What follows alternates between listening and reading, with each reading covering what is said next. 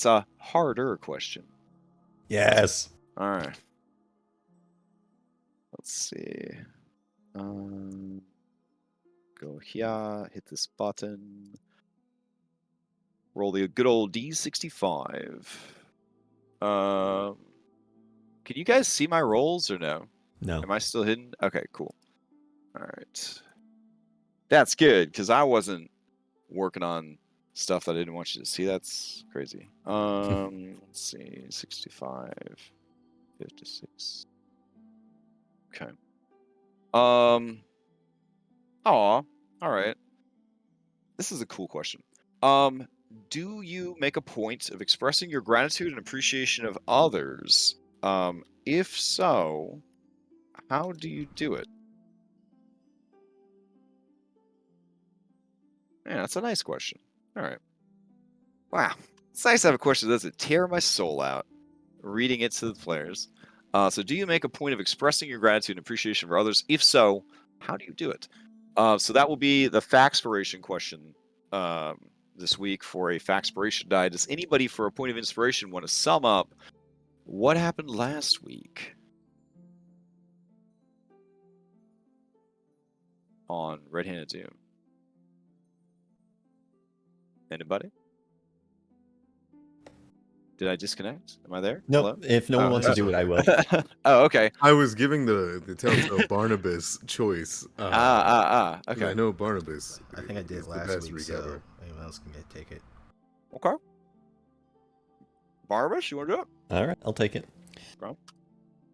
All right, last week on Red-Handed Doom, we opened to the armory within the Furbolg base. We quickly gathered ourselves, quickly deduced that they had been attempting to make cold iron weapons, and at the time we did not know why. Very suddenly, there was an explosion, and we gathered ourselves and escaped the base while things were still confused. We made our way back towards town, but not before deciding the fate of Wurg and Dabi, who had helped us escape prison. We weren't certain whether or not we could trust Wurg the Ogre, but he turned out to be a lot more self-aware and potentially even more good than we expected him to be. We sent them to the ruins where we anticipated to meet Warkelnaw in the coming days for our truce meeting. We're not sure exactly what that meeting's going to bring. But we sent them there so that we will see them again, hopefully, when that meeting happens. And hopefully we'll meet Wurg's brother, Sergei. And then after that, we talked to the prisoners. We had bound up the leader of the dwarves who were creating weapons for the Furbolgs, and we had taken a Furbolg prisoner. They woke up at a certain point on our journey back. The Furbolg told us that the Fomorians belong to someone else, not the Furbolgs, but they are on loan. We found out that basically Warkelnaw is just as scared of some unknown ending as the Rum Gremlins were, or there's more people seem to be knowing of an end time that is coming, but we do not have an exact on what that is. We made it back to town. We dropped off the prisoners with the guards. And then we began to seek information from people in town. Jert had a wonderful breakfast with the dwarf family that we rescued, which was Caden. What's his last name? Silversmith? No. I apologize, I don't have his last name, but I remember his name was Caden. Was it Brightcoin? Brightcoin. I knew it was something shiny. Thank you. So, yes, Caden Brightcoin, who turned out to be the childhood friend of the Dwarven King of the Southern Holds. He was able to give Jert some useful information on his family and his past. We went to see Morlin. Barnabas upset him greatly, as he does, for trivializing his craft, but we did, get some useful information and also warn him that Warkelnaw is probably looking for him.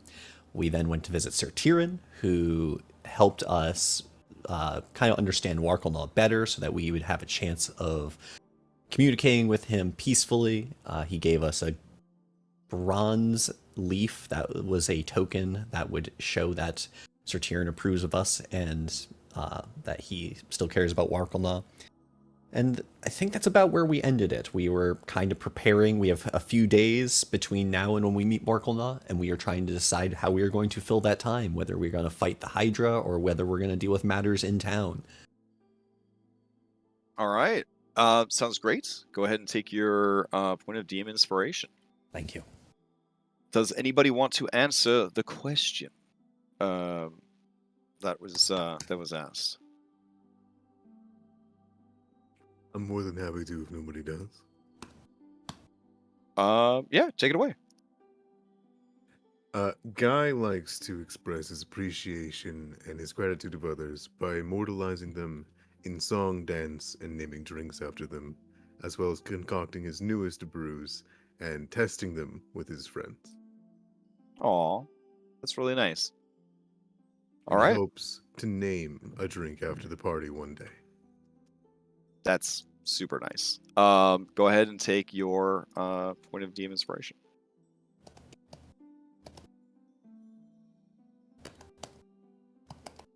All right. So the party left off in the town of Drellin's Ferry, where they were discussing their options and what to do next, I believe.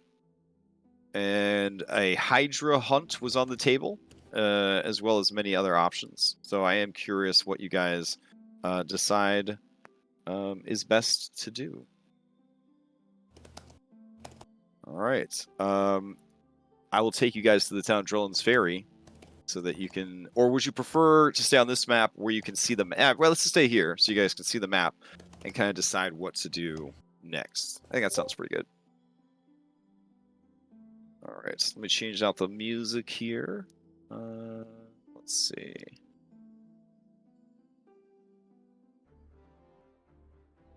All right.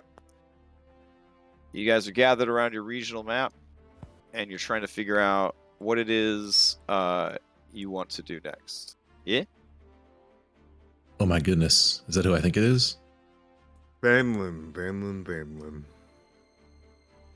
Banlin, do you approach the party having quit your job as a town guard? Is that what we're really seeing? Oh, No? I forgot that one last piece of the story. Banlin sold his house. Oh, Oh, yeah. yeah. We're waiting to hear back about the selling of the house. Yeah. Oh my Right. goodness. So there's quite a bit. Quite a bit happening. All right. So what order of events do we want to take this in? Yeah. Colhewer's daughter said to check back in a bit, in a few hours. She wanted to talk to Colhewer and all that jazz. Kind of soften him up for you. You guys went and handled other errands. Do you want to find out the verdict of the Colhewer situation, yay or nay? I guess that depends on Thanlin. Yeah, Thanlin, do you want to find out what happens? Are you gonna get cold feet here on selling your house, or is this it? I've already decided to follow through with it. I'm Okay. selling the house. All right. So, This armor is your house now. We like a snail. Oh my god. Just one quick thing. On this Vale Mhm. map, I put 2 circles here. The bottom one, that's where we said that we were going to meet. Yes, Warlock, correct. right? Okay. And then the top one is where the Hydra is supposedly. In that general vicinity, yeah. In the Okay. shadow of Wrath Keep, which, by the way, I assume, Guy, you're always on the lookout for stories and legends and whatnot, and knowing that Wrath Keep is, on the horizon, as it were, it's near where you're going to be going anyways. You ask around, and you get some very interesting local lore and legends about Wrath Keep. So I can share that with you as well. So there's a whole bunch of stuff happening this morning. So what order do we want? You want the lore dump on Wrath Keep? Or do you want to see the HGTV House for Armor episode? so that you can kind of get a sense of what's going on there. I vote house for armor. I wrote house for armor. Same. first. Okay. Let's see. I suppose we could just a theater of the mind it from this fine map right here. All right. So, Thanlin, you do a lot of thinking. You go back. You and a horse named Donkey. You look at the house one last time. You do that thing where you walk around the house and you touch stuff, and every time you touch it, there's like a memory, like a core memory plays in your flashback theater. Can you walk us through maybe one or two of these flashbacks if you feel up to the task? Otherwise, if it's too personal or you want to keep it to yourself, that's fine.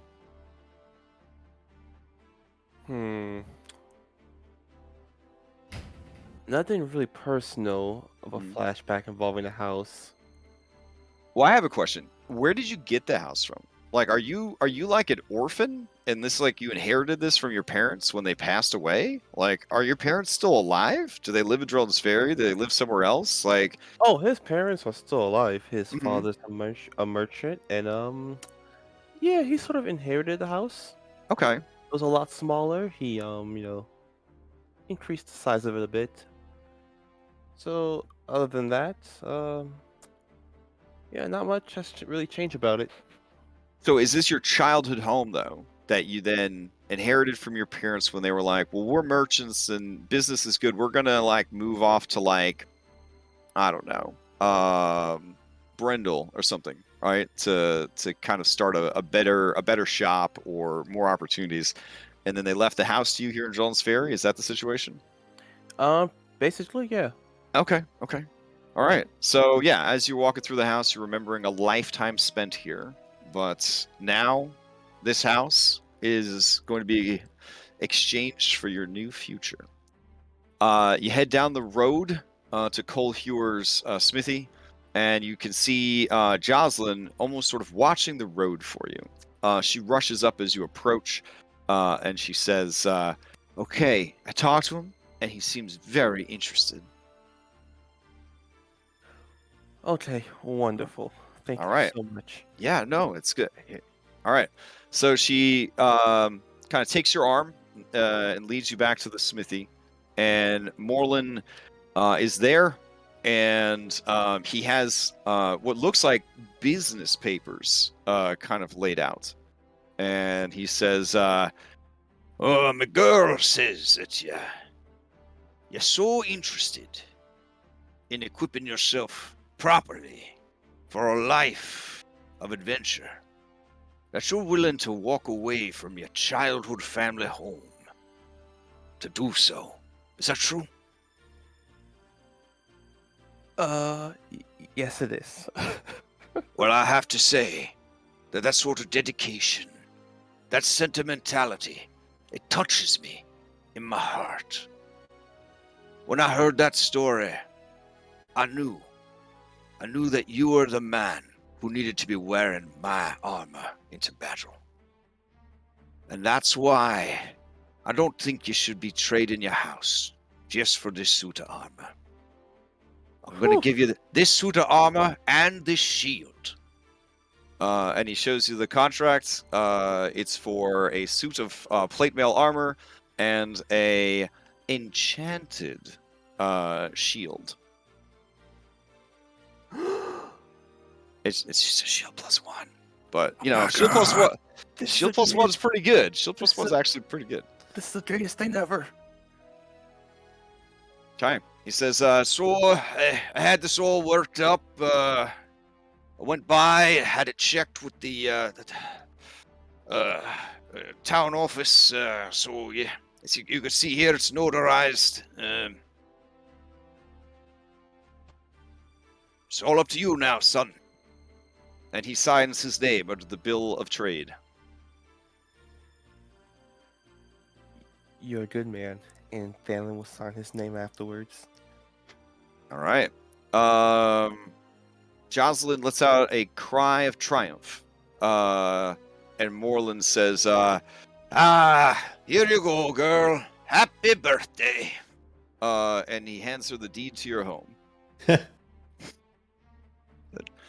I know you've been looking to start your own life and settle down, so, it'll be quieter here without you and a bit lonely, but you'll only be right down the road, so. And you're a strapping young woman who's starting her own life, so, you need your own space. Thank you so much, Stanley, for helping me girl get set up for her own journey. Oh, I'm glad I could help. She seems delightful. All right, well, let's get you test fit for the armor. It ain't magic, so it's not gonna just test fit itself. Then I'll make any adjustments that we need, and you should be good to go. Your horse there needs some shoes before you head out. Horses of speed, horses of speed. Yes. All right. Jocelyn performs normal horseshoeing of your horse as for a normal day in the world. And you get fitted for your armor. All right. So Fair while enough. that's going on, Guy, you're going to get information about Wrathkeep and the legends surrounding it. Does that sound good? Yes, but Guy actually has something to gift Thanlin while he's Oh. getting his plate armor. Oh, okay. And Guy would basically, as Moreland's setting up, or whenever we get the chance, say, if you don't mind, I have a contribution. Instead of the old boots and greaves you've got there, which are quite bulky, you've made a big commitment here, Thanlin. And I think, I've been wanting to give this to you for a while. Boots are, in a way, your home. Take care of them, you walk in them. And by goodness, I have some of the most stylish boots in all of Drellin's Ferry, if not the Elsir Vale. And they make my ass look good. And I want to give you mine. Okay. I admit I'm a bit suspicious, but nonetheless. They are from the dead remains of a powerful dark blood fae. But I've cleaned them up. They're beautiful, and they'll work for you just fine.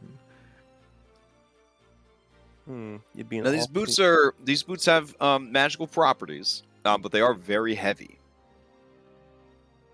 Will you be able to shoulder the load? Oh wow! I just saw your strength. Oh, that'd be a yes. Okay. Yeah. Yeah. Holy shit! This dude work out. Oh my god! All right. What the fuck? So used to seeing like a 10, because 5th age of magic, you look at a character sheet, they got a 10 intelligence and a 10 strength. Nope. Okay. Wow. Yeah, so they're pretty heavy boots, but I mean, it's whatevs. You work out. It's fine. You got a donkey to carry all your other heavy shit. They're weight trainers. They're definitely weight trainers. Yep. All right. So you accept the gift, and then they try to incorporate it into the armor. Maybe try to make it match a little bit. I All right. put a hand on Guy's shoulder and just pull him in for a hug and say, "You're a good man." Aw. Thank you, Thanlin. When you walk a mile in my shoes, the captain won't know what hit her.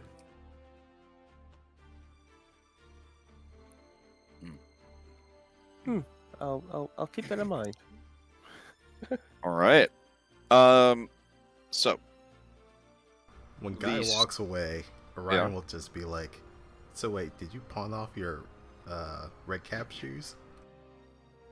Pawn, This is a- pawn off. They were heavy, and I already got my ass called out of this world by Jared. I've peaked for what I can do with those boots. And I tell you what, after getting smacked around by a couple of Fomorians, I think he's going to need it. That's fair. Plus the style. I mean, he needs a little bit of help. But he's got it now. They, not gonna lie, they clash a little bit with your aesthetic. That's right. Oh my goodness. Now I'm going to go to the bar because, it's hot in here. Like when you make a light armor / no armor character in a video game, but you find like the dopest magical plate mail boots, so you That's wear right. them. Yeah, you wear them anyways, and like Oh, the yeah. camera pans down your character, and it's just this bean pole, and then it gets to these fucking jumbo ass plate mail boots. Yeah.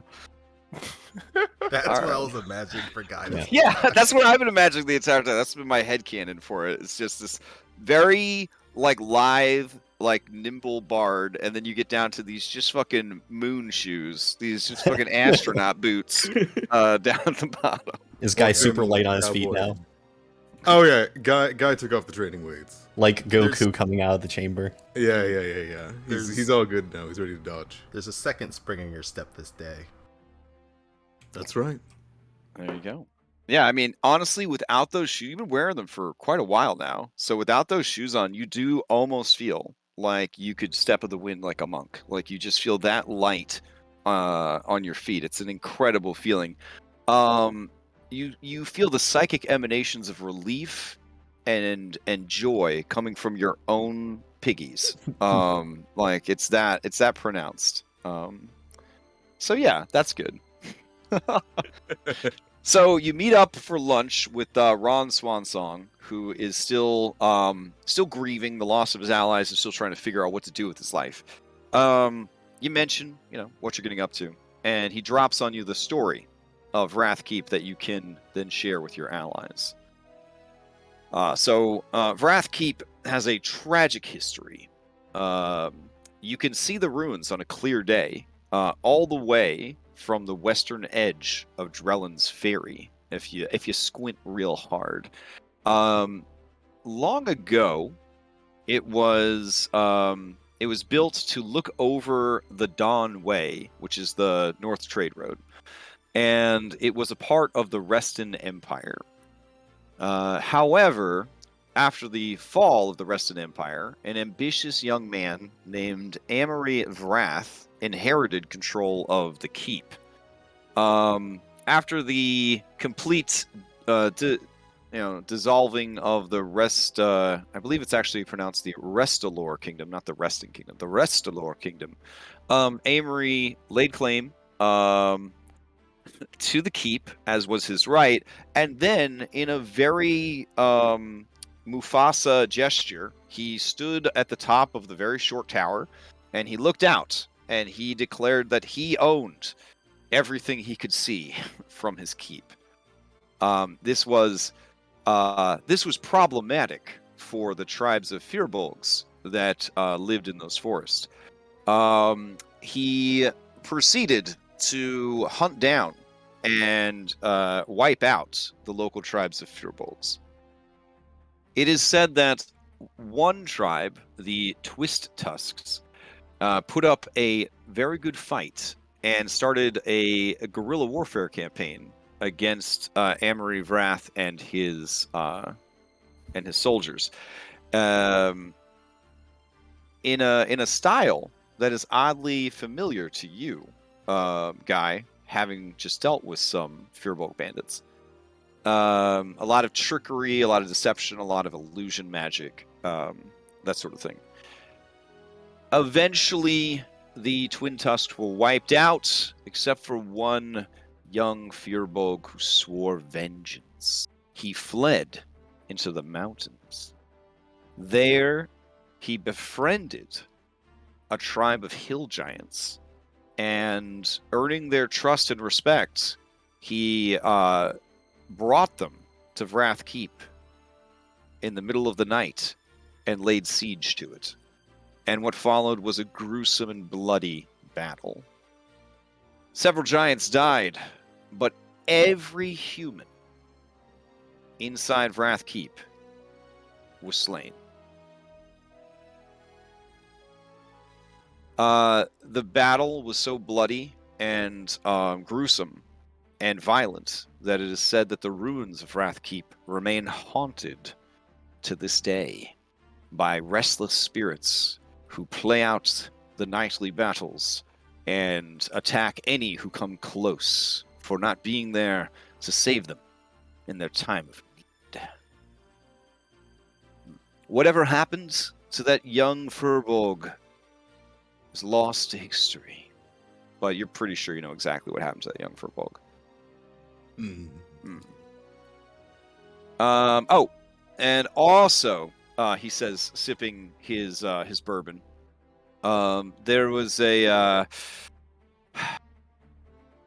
There's rumored to be a secret vault beneath the keep where Lord Amory Vrath kept his family's fortune locked away. Because he was so gung-ho to take over that region of the mountains and the Witchwood that he sold all his holdings further east and brought them with him. And he spent all his money renovating the keep and building like a local militia and kind of warring against the area. That was like that was going to be his legacy. And so he brought all of his fat loots and he stashed them in a cellar beneath the keep, in a vault beneath the keep. Because of the ghosts, no one has ever been brave enough to go and see if the treasures still remain or if they were hauled off by the invading giants. All right, and that's what you learn about Vrath Keep. Yeah. As everyone has gathered around the table and he gets done saying this with Ron Swanson on his shoulder, right? Mm-hmm. He'll say, "Now here's my thoughts. We could storm into that place, kill the Hydra and all that. We could also avoid the Hydra and instead seek the bounty. See, I'm legally a cleric of Paylor. If we went in there, put those spirits to rest, took this fortune and gave it back to the remnants of the Twin Tusks, it might begin to mend the wound. Let them start anew, or we can keep it for ourselves." Well, you give it back? I doubt it, but we can always hope for the good of his old wackled heart. Did you really just say his wackled heart? It's a work in progress. I mean, that's not a bad plan. It was just a thought, but it's a lot of haunting. Old Haunted Keep does sound interesting. I won't lie. It has piqued my curiosity. I had not heard these legends before, so... You are the spirit sayer.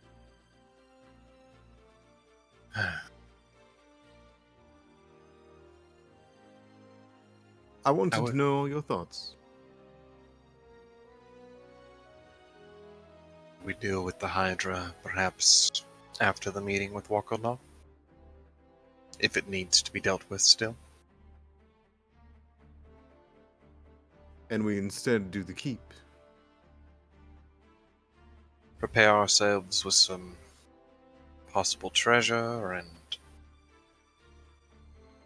We could really use some money. Could probably talk to Father Durney, get ourselves prepared for more spirits. Last time it was zombies and stuff, but... Oh, that reminds me. If we're going to take a day to... I think we're going to take a day to prep before we go out there, you think? Maybe half a day. It's a day's travel. Best case scenario, because you got a ranger. It's a day's travel to get to the meetup spot. And then, yeah, so as long as you leave yourselves the time to get to the meeting, I mean, whatever you guys want to do, works for me. If we hit... Sorry. Go ahead, I apologize. Oh no, I'm just making sure. So, day's travel to the meeting spot, and then like half a day to the keep from there kind of deal?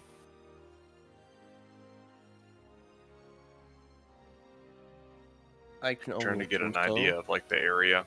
Oh, yeah. So from where you guys are to the keep, that whole area of forest is flooded forest. So, I mean, you know, like in Florida where the gators hang out and stuff, and like there's all the trees and whatnot. It's not like that bad. It's not like you need a boat to navigate, but it is just a lot of standing water. So it's sort of marshy, sort of swampy. Yeah, it's kind of it's pretty rough terrain. Having a ranger with you will definitely help. But ultimately, it is going to be hard going. Sounds like we might want to leave out today just so that we have the extra time in case things go bad then. Yeah, my thought was if we leave today to the keep, we make it there. We spend tomorrow clearing the keep, and then the third day we travel the half day to the meeting. That works for me. I'll plot the route the best I can so that we make it on time. So sounds like we'll make a quick trip to the father, and you have some Yeah. questions for him or something. So to give you an idea, it's like a forest, but there's going to be lots of just places where there's standing water. It doesn't drain well. So any rainfall that happens, and this is a Florida ecosystem, so any rainfall takes forever to drain away. So you are also going to be dealing with stinging insects, which you can just kind of rub some ointment and basically like it's a combination of like herbs and animal fat will kind of keep the bugs off of you. Team Druid would be able to create it at no cost. Does anyone have a swim speed? Nope. Just asking. I will say that as a mousekin, if you butter yourself up like that in the hot Florida sun, you will start to smell even more delicious than normal. I was gonna say, I don't even yeah, think just the to give you an ointment would idea. help. Yeah. That's a Can we marinade. stop trying to feed Orion to things? Nope, Please. nope. It's my fault for playing a race that was delicious on the roll. It's all good. It's all good. You've I'm you've traumatized him enough, man. I just feel like you need that information. You need to know where you're at. So I need a constant reminder to keep me humble. to keep you safe. It's to keep you safe. I've seen too many mousekin die in my time. All right. Okay. So from where you guys currently are, yeah, the treacherous terrain would basically it would take you most of a day to get to the keep, in so much as it would take you most of a day to get to the meetup point. So Jert, if you're trying your best to ranger map this out, I assume that seeing you looking at a map at all, Barnabas, who is a map maker, would probably be there to assist. The two of you could map out a possible route to take. The issue here is, if you leave town through the western side, you take the trade road up, and then you cut through the forest and try to find the quickest way up to the keep. That shouldn't take more than like maybe 6 hours of travel. So up the road and then over. Now, if you then go from Wrath Keep to the meetup spot, as the crow flies, not too bad. But this is very rugged and dangerous mountain territory, home to hill giants and all sorts of other dangerous monsters. You would probably backtrack to the road and then walk along the river and then up. That, in so much of itself, is just a lot of walking, right? Because it's going to be 6 hours to get back to the town. And then you're looking at another 6 hours or so of just walking along the riverbank, and then you're still going to have to hike up to the ruins in the hills.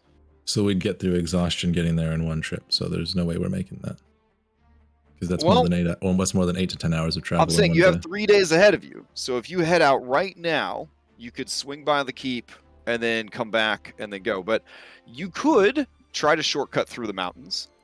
The only thing I'm concerned about is running into monsters, because difficult terrain doesn't slow us. Right. So outside of monsters, I don't think, unless you guys want to risk taking the mountain pass, we're going to have to readjust the plan, because it's going to take us more than a days of travel to get from the keep to our meeting spot unless we go over the mountains. I guess I'm more worried about our preparations for the trip. Yeah, 'Cause we are in desperate need to, well, be more aware of what's going on. Okay. How do you suggest we do that before we leave while we're in town?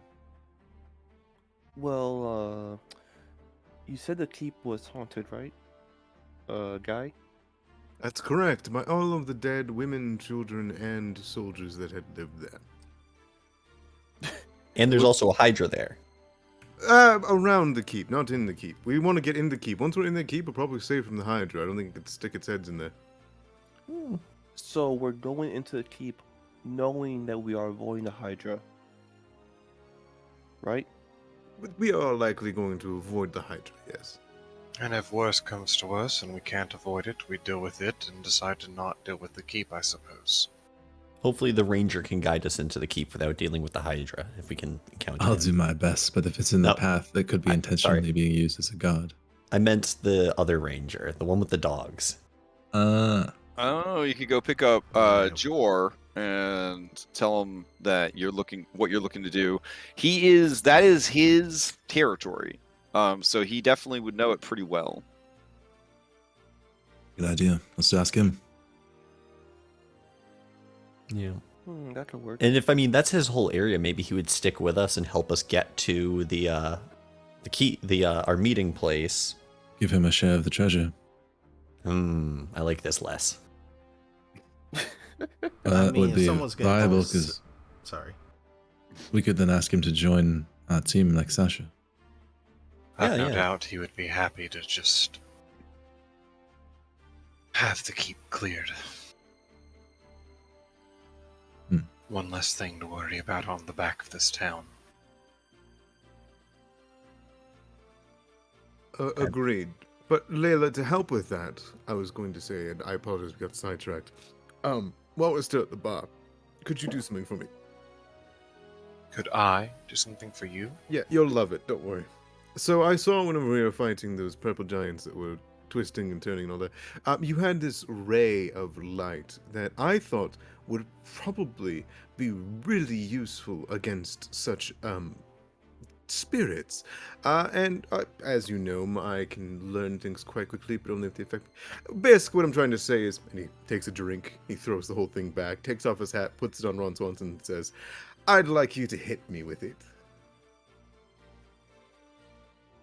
Yeah.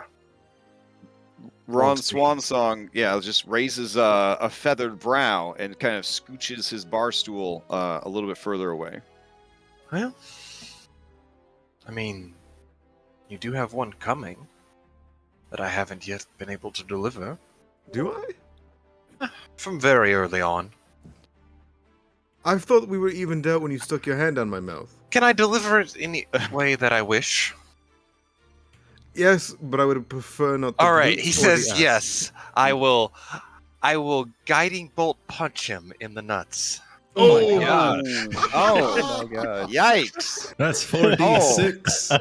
Oh my god, Straight to that's the a lot dick. of damage to the dick. Okay, I guess roll your damage on it just out of curiosity, out of morbid curiosity. Wait. Before Layla. Not too bad. Not too bad. It's restrained. All right. Wow. Okay. So you're using your ability to sort of learn Weird. that ability. Yeah. Okay. Yeah, and as he takes it in, it'll be absorbed. And now, unfortunately, Guy can only guiding bolt people in the nuts. Oh no. What if you're fighting something that does not have testicles? Is it just The the chin will crotch do. area? Okay. The chin will crotch, do? the chin will do. Yeah. Okay. All right. Fair enough. So it's just like a super lighted up fist just slams against him. Like some Family- Street Fighter shit going on. Let's Got it. Look at Layla, then look at Guy. She has the biggest smile on her face, and she picks up a drink and just takes a big sip, and she goes, "That was fun. You should ask for more favors more often." I pat Guy on the shoulder as he's hunched over, and I say, "Hey, at least Mina will have advantage on whatever she wants to do next." Guy, And your crotch is glowing for a minute. Guy, you alright? Well, gotta say, bit of a shock and awe, both of them. But I think I learned it. I think I'm gonna pass this off as probably Palo as light. Bit of a weird turn of events, but you know, Oh, you sure you got it? You don't need another one? if you really want to hit my balls so badly, or tap this, you just need to ask Layla, please. You told me I could deliver it however I want. And you did. And you did. Well, we're even now, so Okay. now you're in my good grace and I'm in yours. Hey, Jert, do those healing salves work on the nether regions? Guy If I looks up. damage them too bad, we'll just pour some troll's blood on it and it'll be good. Oh my god, this is awful. So, with those preparations done, are there any other preparations you guys need to do before you head out into the world? And also, have you agreed upon where in the world you're heading out to? Oh, Drellin was going to go to see Barnabas for a moment. Of course. Sure.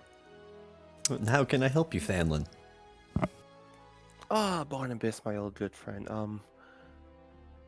Could you take a look at this longsword for me? I wish to gain some of your insight as to how to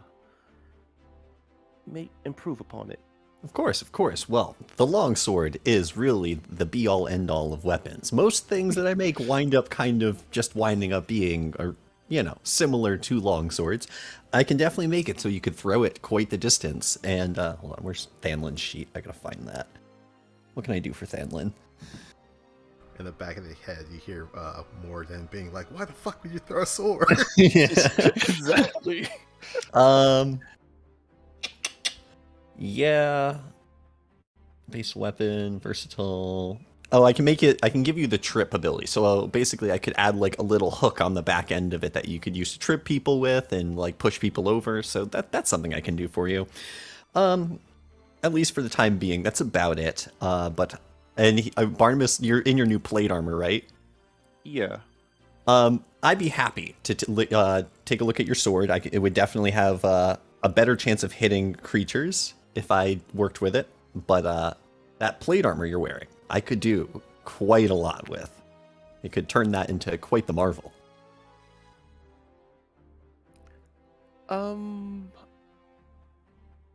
I think we should focus solely on the sword for now. It's your choice. And I'd be happy to do so. I am going to need to take your sword for a little bit, and I'm also going to need you to hold my ring for a little while. Certainly. I guess we can't really do this until we take a long rest. We just took one recently. So you're just queuing this up as your next project? Yeah. Okay. Next time we take a long rest, I'll take his sword from him and do the whole thing. But he's going to need it for now. I think that's probably going to be post fort. So. Fine by me. All right. What else we got going on? Are you planning to track down this Jor guy and get his guidance? I think we are, and we also want to stop by Brother Dirny and see if he's willing to aid in the support in putting these spirits to rest. Oh, okay. Agreed. Okay. All right. So we're not leaving like right away. We're doing a few odds and ends in town before we go. Just a 30 few minutes. odds and ends, yeah. All right. Let's see what we could do about that. Okay. I'm also topped up on mirror magic, guys. So if you guys want any spells, you'll just have to tell me. I'll get rid of one. Okay. We still So- have pass a trace, right? That I Heading do. back here. We're gonna go ahead and grab Dirty. That may be helpful if we encounter the Hydra if we don't want to fight it. All right. You track down Brother Dirty, and Brother Dirty sees you guys approaching. We'll say that the sunrise mass is long since passed. It's going to be, afternoon time at this point because we left off at noon, and you waited a few hours to find out what was going on with the house sale. So we'll put things at about 4 in the afternoon when you approach Brother Dirty. So Brother Dirty sees you guys approaching. And he smiles. He sees Guy. He winces a little bit, but it's like the indulgent. It's like when Dave Sinclair sees Alvin and the Chipmunks, right? And then he sees Alvin specifically. It's kind of like that. Like he loves you guys. He's happy to see you. He loves the work that you're doing for the town. But it's more effort to love Guy than it is to love the others. Like he digs deep into his prayer bank for the patience that he will need in the coming conversation. And then he says, if it isn't the claws of the veil. Welcome. Brother Afternoon. Journey. Oh, I'm sorry. All right. Oh no, just afternoon. What can I do for you on this fine but hot afternoon? You know, the casual, and might I say, brother, thy light is to every sense imparting, and shedding thy love in every heart today. Thine own unfailing might supply to perhaps strengthen us.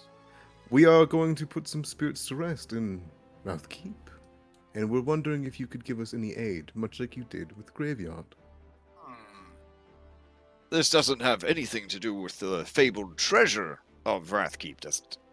We actually have a plan maybe to give it away in justice to those who are wronged by. Okay. He's going to roll an immediate insight check. Not because he doesn't believe you, but because legend has it that it's quite a sizable treasure, and it would be strange for anyone to work hard to get a treasure like that and then give it away. Yes. Yeah. Even in his adventuring days as a cleric, he could not convince the party that they should just keep giving stuff to the church. So, or even to, friendly NPCs. So this is very, very confusing. But he hopes that that's the case. That'd be great. So is this a deception or persuasion? It sounds like you intend to actually do it, so it would be persuasion, right? It's on guys like mine to like do Okay. do help, so I'll roll persuasion.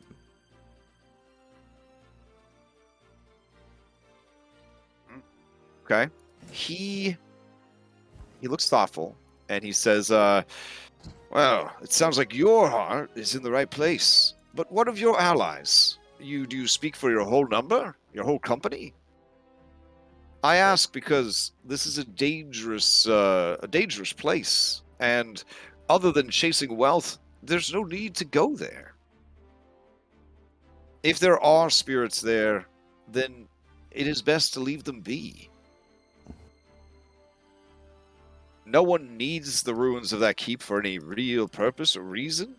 And there are other more pressing matters at hand, like keeping the town safe, preparing for the festivities that are to come. And are you not currently trying to deal with the bandits of the Dawn Road? Well, Brother Denny, it has come to my attention that perhaps these bandits were once known as the Twin Tusks, and they were the ones that were wronged by the keep spirits. Oh. And by doing justice to them, we can perhaps sway them away. Interesting.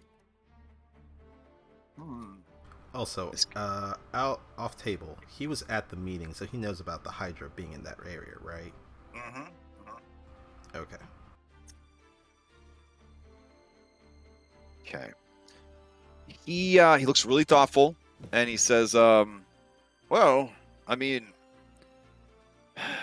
if there truly is danger, I need to keep as many supplies as I can for the townsfolk. But, if you are dealing with undead, I could certainly spare these 3 vials of holy water. Thank you, Brother Denny. Now, these are excellent for consecration and cleansing. But if you are desperate enough, some undead will be burnt by the radiant divine if they come in contact with these blessed waters. He's basically telling you this is the most expensive bad grenade in the 5th Age of Magic. But if you're really hard up for radiant damage, it will do in a pinch. That's basically what he's telling you. Any chance you can spare some silver? I still am blessed by Palor. I can perform ceremonies. Silver coins? Powdered silver. I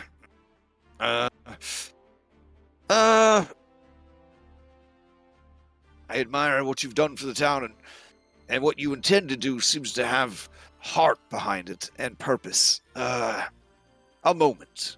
And he fetches 50 gold worth of powdered silver, which is a component for creating potions of healing as well. Beautiful. Okay. All right. I'm just gonna put it in a regular chat, but I came up with a way that all of the time works and we still make it to our meeting. Incredible. Boom, there it is. If it was Yeah. Pathfinder we were playing in their Galaron setting, they actually have a Google Maps website for the world of Galaron. Oh my goodness. Yeah, I swear to God, like Pathfinder, no joke when it comes to lore and bookkeeping. All right, let's see. It's already 4 p.m. See Brother Durney. See Jor. Leave. Well, Jor lives in the woods you're going to. He doesn't actually live Okay, in the cool. town. So then Yep. swap the one after that with that one. Okay. Mhm. Leave around sunset. Go to Jor's place. And then continue to Wrath Keep. Arrive at midnight when there's the most spookiness going on. Oh man. God. That's the Camp time we would nearby. get there. Yeah, just given the Okay. time that we're leaving. Okay. Unless we stay at yours. I mean, we could do that. But I the like problem that. with doing that is then we have to take the travel time from his place to the keep. Right. But if we sleep near the keep, there is a really good chance that Hydra's going to stumble on us. I mean, bring it on, motherfucker. I trust you. Trust you, feel Rainbow Boy. confident. All right. I don't have to deal with that. I mean, as many crits. I'll just hide behind Fanlin. He's got a magical shield now. Oh wow. And boots. This is what you signed up for. Yeah. I know. Generally, creatures with multiple heads that can attack a number of times equal to the number of heads they have. Yeah, I understand the logic there, Jared. Yeah, for sure. I think he's got enough limbs. It's all right. Yeah, you'll be all right. Welcome Someone back, else is buddy. putting in the barrel. So we can adjust where we camp. Barnes, you check the math. Technically, this is right. Okay. Okay. Would we be able to mask ourselves sleeping nearby? That'd be like a survival thing? To maybe like hide ourselves for rest? Between our team nature and yours help, we could probably manage that. I mean, action economy wise, if you get Jor, he brings some of his hounds with him. Oh, you guys are gonna be it's gonna be so good. Yeah, let's do that. Get Jor and his doggos on the B team eventually? Oh man.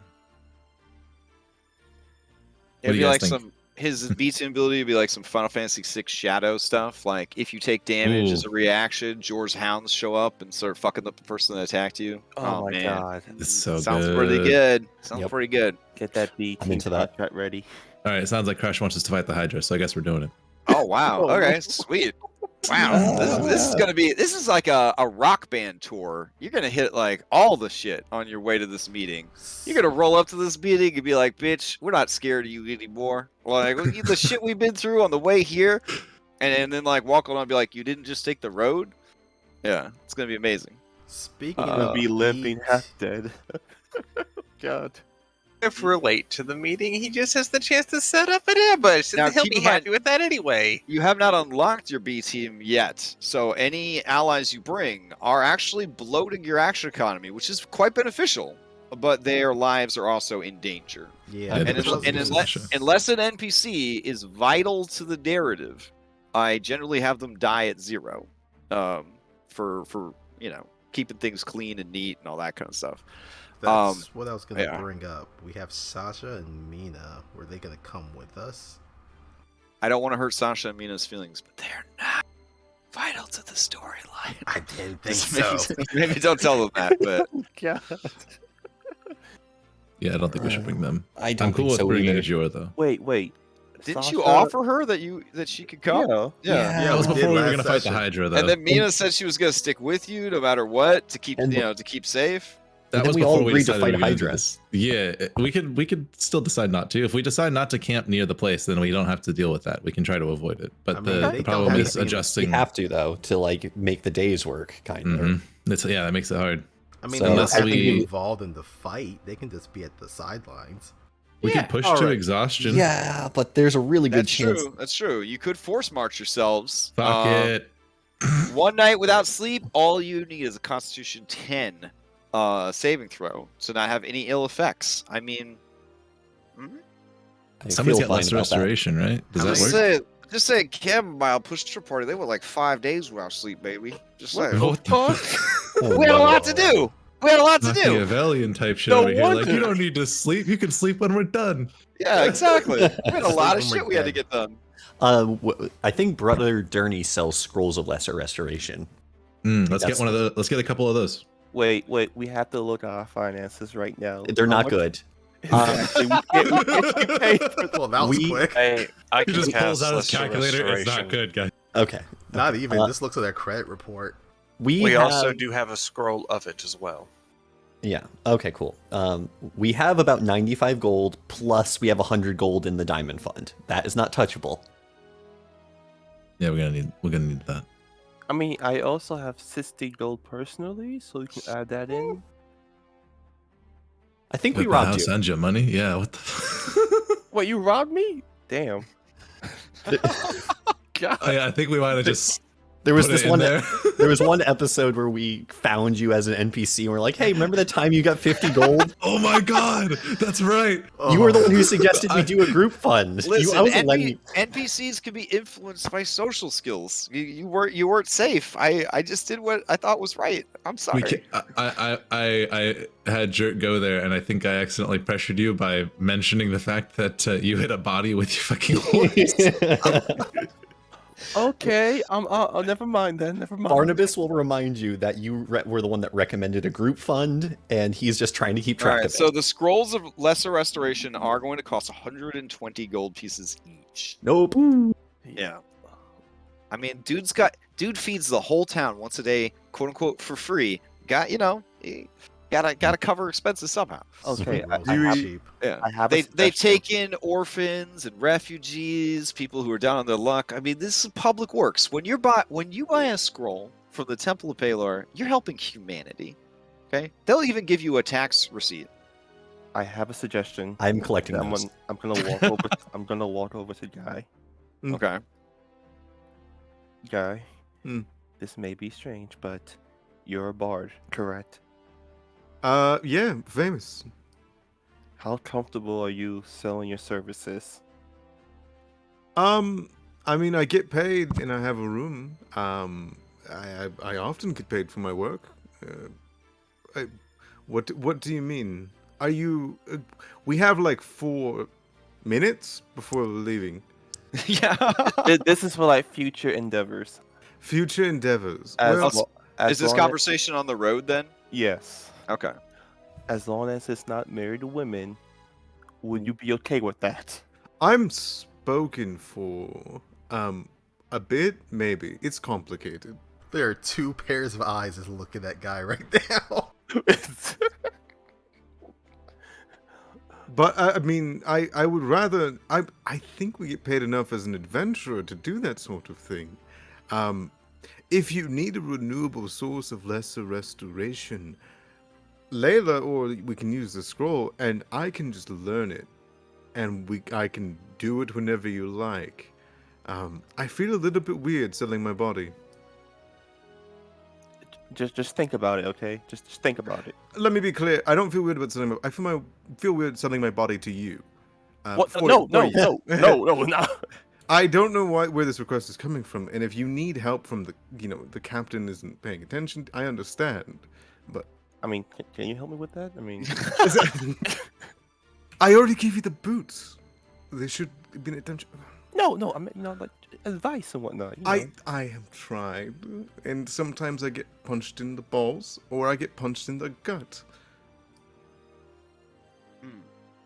So, Hmm. leading the party, I assume is Jerk Bandit the Ranger. Yes. Okay. Scouting ahead and behind to the sides is Claude and Orion. Sounds good. And then triple checking the map and orientation based on the sun and weather patterns and whatnot would be Barnabas. Guy, you are stuck in this conversation. Mina is with you. I would say immediately to Mina, there's a free room for you, like I said. You really want to stay by my side as you've elected. So I can stay in the room Yes. for free and not have to. Let me see if I have this correct. find a strange ranger fueled by hatred, kill a Hydra, investigate a haunted ruin full of ghosts, force march through the night to another set of ruins, and then face down a bandit leader giant. The one that captured you, yes. So I'm gonna head back to town. But you don't get to look at my face. I'll see it soon enough. All right, she heads Sasha, back do you to think town. you can handle that? Sasha says, "I'm down for anything that comes our way." Oh, Sasha. When we get into a serious fight and things look bad, you should probably stay behind us, though. I'll do everything I can to keep you safe. No. Oh, jeez. Oh, no. Someone Well, send her back. Well, Tie her that up. Dirk just nods with a smile on his face. He has apparently no fear that she might get hurt. Okay, yeah, that's part of your character description, is you have Yeah. no fear. All right, which is sometimes not good. No. So far, he's been making it work, but in this case, he smiles, pats her on the shoulder, and says, "Welcome to the team." All right. Time passes as you head out of town. So we'll say that you leave Durney, take the ferry out of town, and then 1, 2, 3, 4.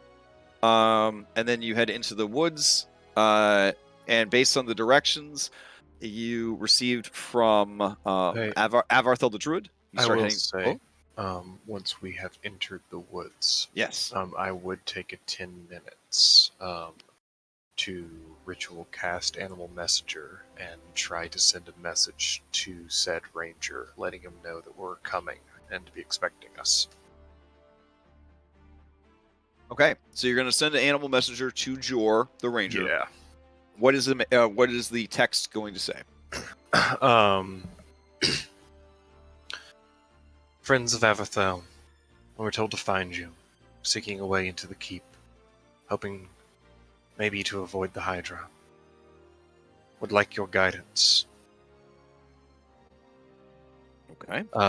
And also maybe just at the end note, try to meet us by the keep ? So that Oh, way you maybe want him to meet you by the keep and not actually swing by his place. You just want. that would make it easier. Okay. Speaks only. Okay.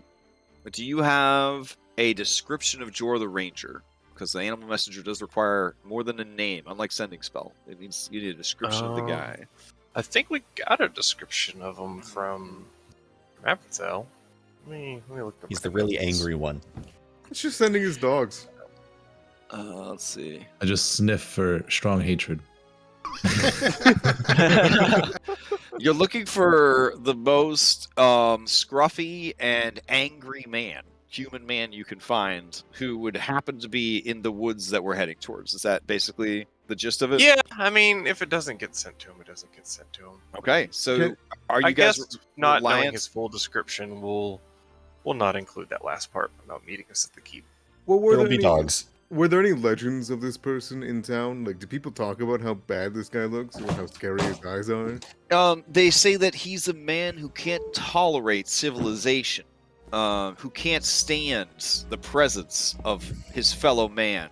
He has always lived amongst the wildest places of the world, and he protects the town of Drellin's Ferry and the Dawn Road as best he can, but mostly wants to be left in peace with his hounds. What does he look like? There are some rumors that he is a werewolf. Right, but what does he look like? Oh, okay. They say, He's hairy. oh, he's got a real scruffy look about him. His eyes, they're piercing, like they look into your soul.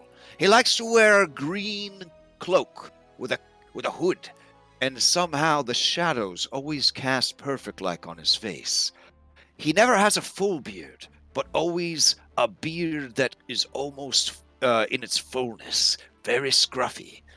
There's a few scars, and his face, it's weather-worn.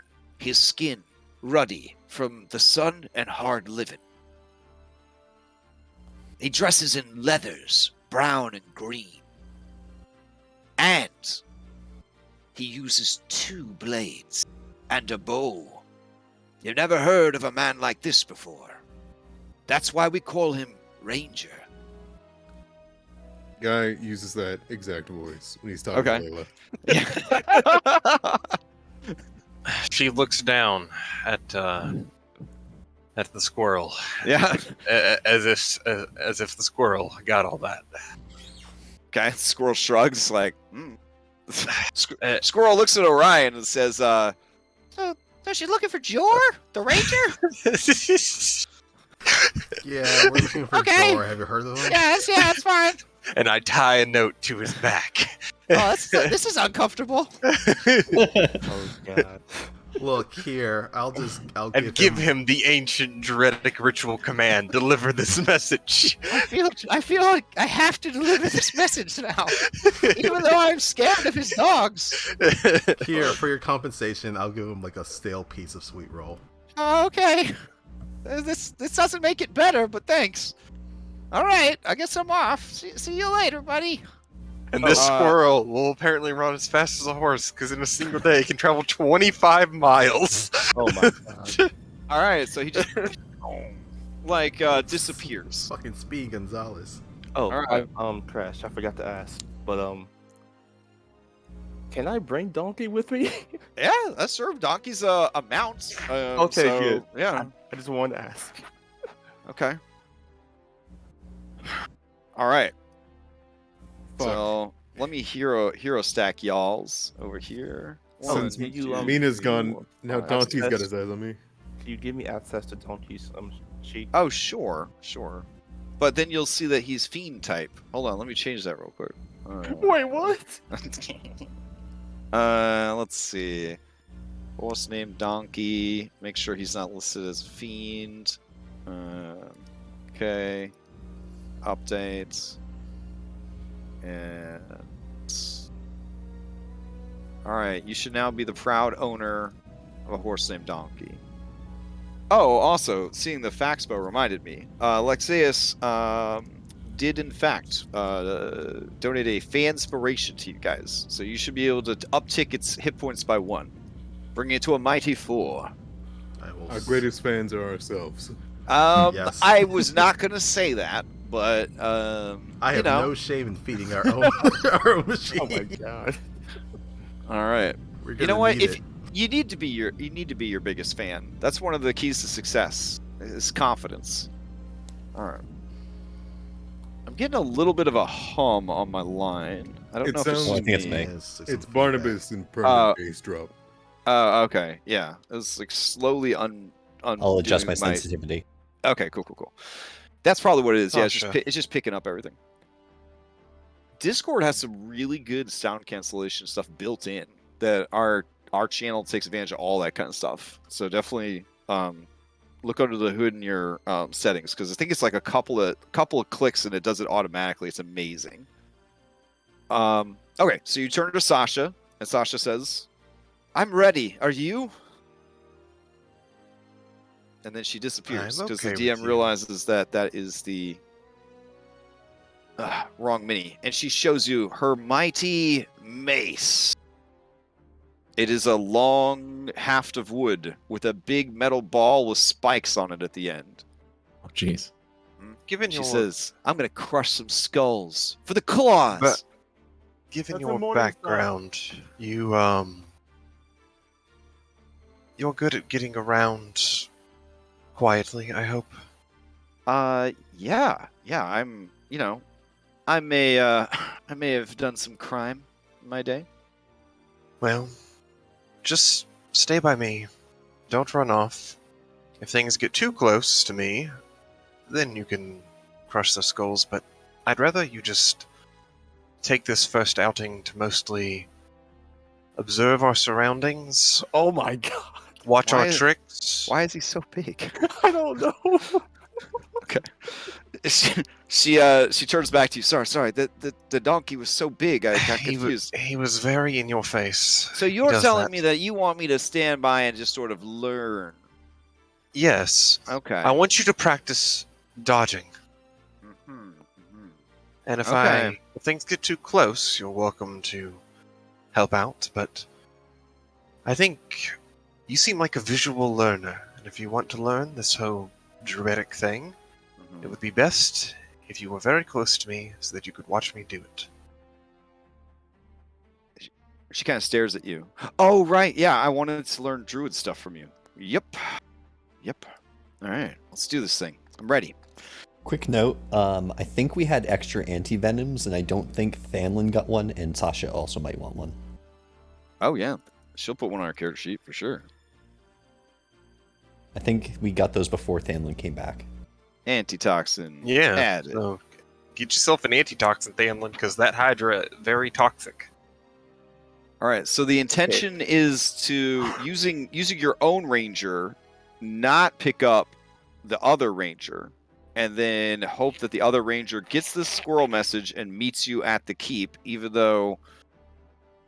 Okay, just checking. All right, got it. Okay. So, in that case, Jert, are you trying to navigate the swamps and locate the Hydra? We want to find Jor first, or no? I keep saying Jert and Jor interchangeably. I'm so sorry. Yeah, so we'll just put up a poll real quick. Yeah. Okay. That's a good. I think we'll go find him. I still, even with the description, think I would have scratched out the end part, and we'll just go find him at his house. Okay. We'll just do majority rules on this one. Oh, okay. All right. So Jert, the ranger, you, based on what you've been told, look for sign of Jor, the ranger. Knowing that he has many doggos, you look for dog sign. And eventually, you pick up the trail. So even though he's some great ranger, he obviously is not using Pass Without Trace too often. It is very obvious, the area near his place, because there is a lot of dog urination stains on trees, a lot of dead plants that have been peed on by many dogs. You kind of picture like a line of dogs waiting to pee on the same poor plant so that they could each establish more dominance over the last pee, and the plant just sobbing as it's just peed on. And then every once in a while, a weird plant that's like, joke's on you, I'm into this shit. But it's like, yeah, and there's dog shit everywhere, and in a way it makes sense because they are a pack, Jor is their leader, and they are establishing that this is their territory. In that same line, you don't see a lot of sign of other animals. Like, there are smaller animals like squirrels and birds, things that could be like up and away from doggos, but there are definitely no signs of deer, elk, or anything else like that that would be that would smell the sign of these dogs and be like, I'm getting the fuck out of here. All right. The going is rough, but as a ranger, you find the best ways to avoid some of the flooded areas. And you do come upon a vast expanse of marshy pond. And on the north end of that pond, you see a cabin. A cabin in the woods. I'll take you over to that cabin in the woods. Jeez. All right. So let me put you guys down here. All right. And they'll change out the musax. This is good music for being like, you're planning stuff. You don't want to stay in town. You want to go out into the world. That's good music for that. You don't want to play the actual town music because then people will be like, we're in town. It's a fantasy shopping episode. All right. As you approach, you hear cowboy music start playing. Because, you know, why not? All right. Let's see. The Guy's on a run. Guy's on a run. Yeah, he's on a run down. He's going through other genres right now. Oh, got it. Okay. Let's see. Do that. All right, and then it's going to be nighttime by the time you guys get there. So let me adjust that real quick. Back in the day, default Foundry clock application, it would set the darkness level equal to what time of day it was, which was very impressive. but it had a tendency to kind of break and break other things. So my advice is just to do it manually, TBH.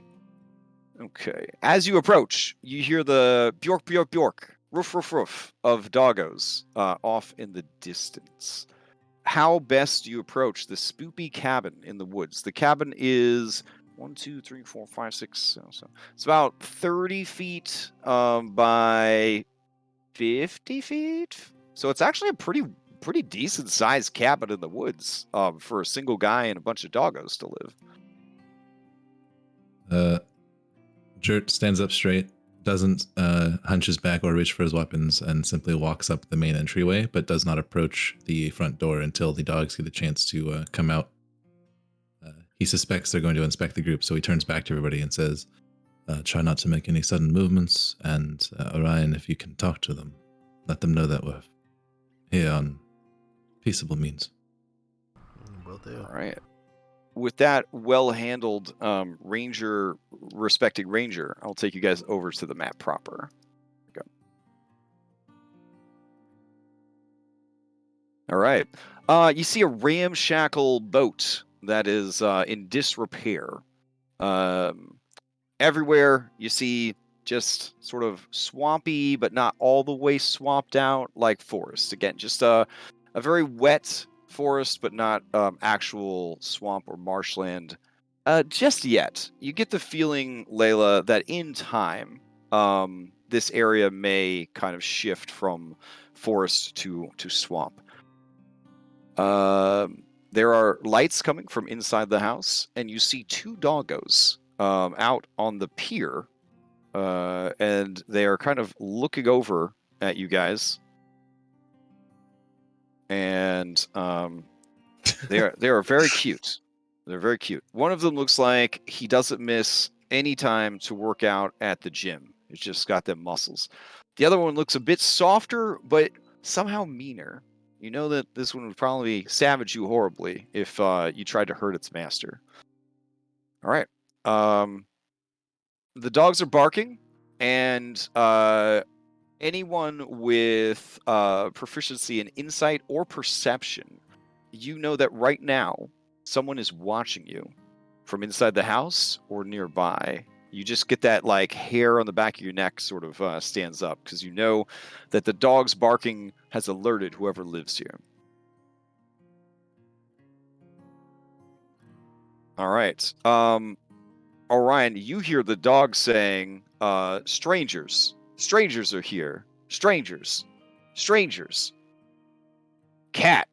Big cat. Big cat. Strangers. Weapons.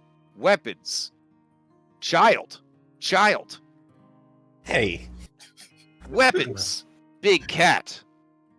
Knowing that that she's being watched from the window, we'll just very like obviously like hold a hand up and just make some leaves like blow from the tree kind of in front of them, just kind of staring in the house. Okay. The door opens and a man steps out. As he does, the dog silence at his approach. He looks over at you guys. His eyes are piercing. He looks like a man who can barely tolerate his fellow man who lives out in the wilderness for peace of mind, for solace. You see, perched on his shoulder is the squirrel. The squirrel looks very tired because it ran really fast to get here. He says, so you're those, you're friends of Avathel. Is that what I understand? That is correct. I'd invite you inside, but the DM doesn't have an interior for my house. I mean, I'd invite you inside, but fresh air. It's a better place to palaver. Maybe And approach the you see him cabin. takes a pipe out of his vest pocket, and he begins to pack it. And it's like a long stem pipe. And he says, well, tell me what this is all about.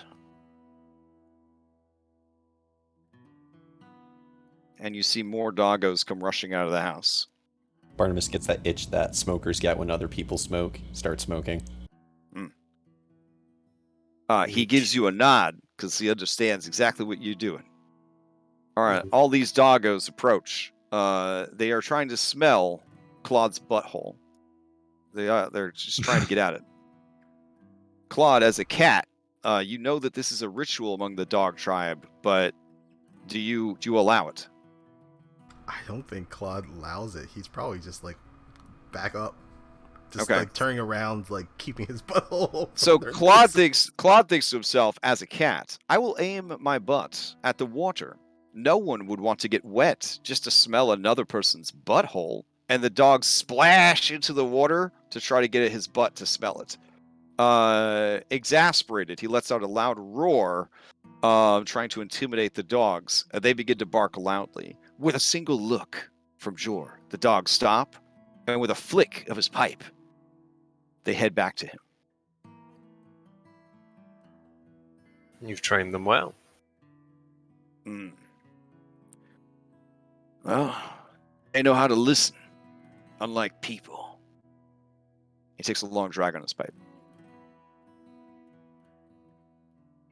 So, what is this about? My friend Jordan and Layla here are a bit more,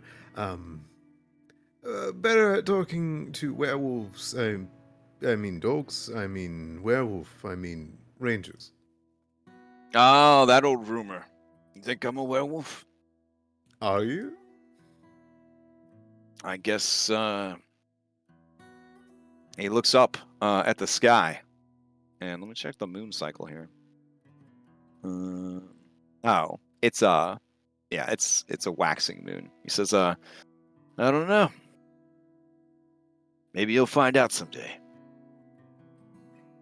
Great. We've had worse company. Would you be able to help us? Dirt is a very, very potent ranger, and Layla here is a druid of many talents and spirits there, and Orion there is tasty.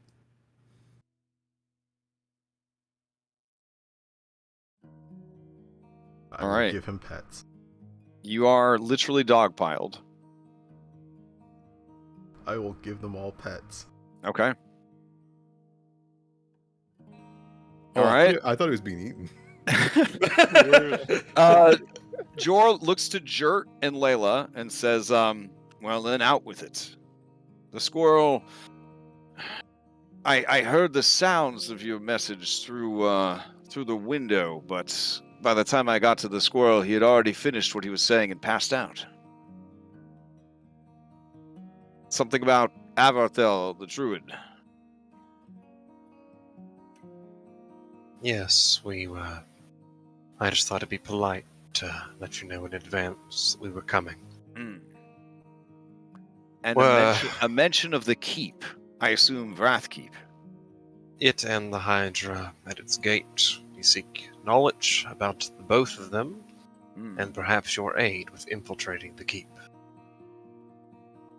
And cleansing it. Cleansing it? He chuckles. You believe a lot of rumors, don't you? Werewolves and ghosts. If it is not filled with the dead, that would bode well, but I assume something lives in it.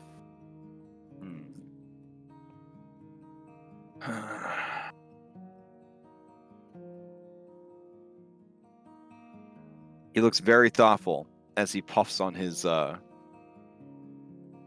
pipe.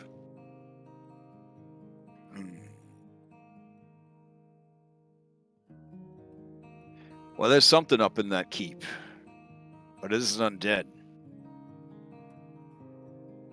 What makes you say that? There's been a lot of activity in these woods, and I think that the epicenter of this new activity is the keep. Strangers in the woods. Well trained. Some men the size of Goliath, covered in fur. They move silently, but I've caught sight of them from time to time. Long arms, longer than a man should ever be.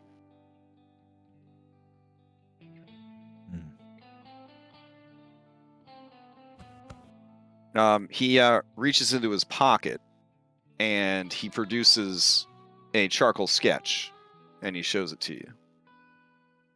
Here. And he offers it to you, Jert. Like this. He holds up the picture and thoughtfully puts a hand to his chin. I see. And I'm going to do a nature check here with advantage. Those of you who have been to the coast or grew up on the coast, you know what monkeys are, because they're a bunch of monkeys out in the Sapphire Seas and the islands and stuff like that. I mean, it kind of looks like a monkey, like a big man monkey. I once heard of woke apes that came from the seas. An ape. Yeah, I suppose it does resemble an ape a bit, doesn't it? But these use equipment. They use tools, weapons. But that's not the only thing I've seen. There are red-skinned creatures. Uh-oh. Long, pointed ears, flat noses, sometimes blue. They're well armored and well equipped, and they travel in the company of very sinister cat-like creatures from the neighboring Fey Woods. Are they some kind of elves? I thought perhaps at first, and so I've been tracking them, studying them. But they are something new, something different. Their discipline is absolute. They are pure warrior. And he looks haunted, like he's remembering his days, maybe as a soldier in his youth, and the wars that may have been fought, the many battles that left their scars on him, both physically and emotionally. I interrupt his internal monologue to say, you've been observing them. Ah, yes. Could you tell me, how savage are they? How brutal? Well, I haven't seen them make war against any travelers. In fact, they seem to steer clear of the roads, and any sort of activity they're doing seems to be taken with the highest degree of stealth.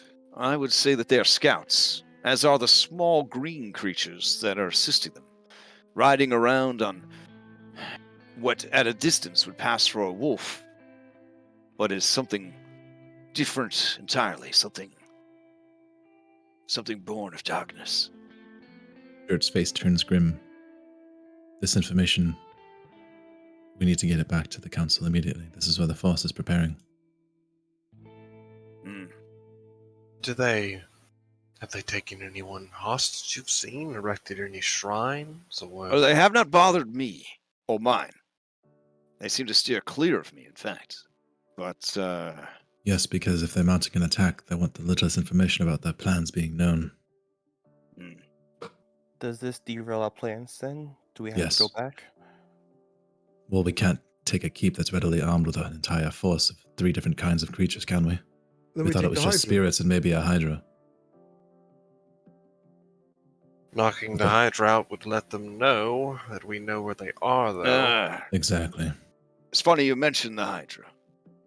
These red-skinned brutes, these savage soldiers from beyond, they've been bribing the Hydra with food to keep it near to the passage up the hill to the keep.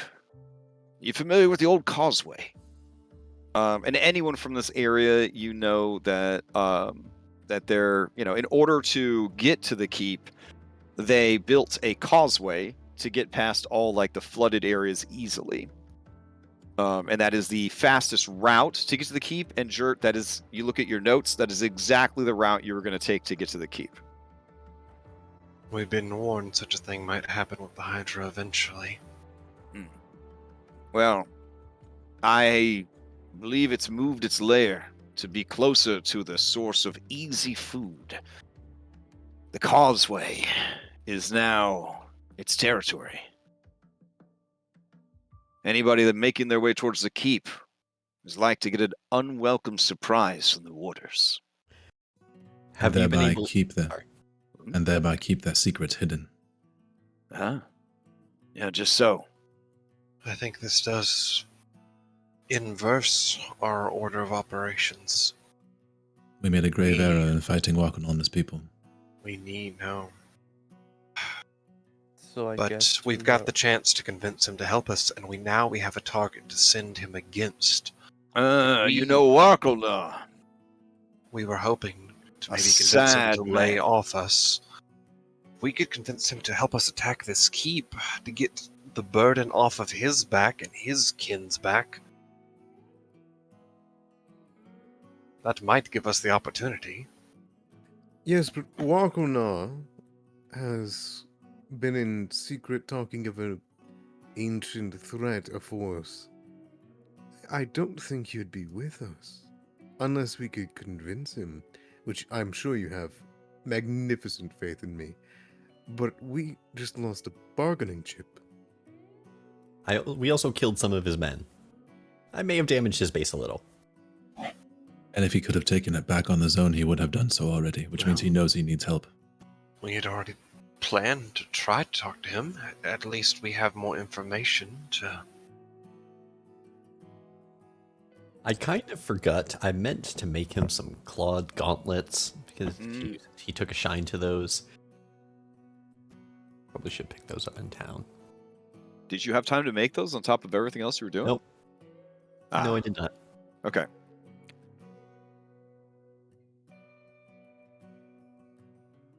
All right, George just puffs on his pipe, and somehow the insects do not land and bite him, but he doesn't have the sheen of fat that any of you who applied the insect ointment would have.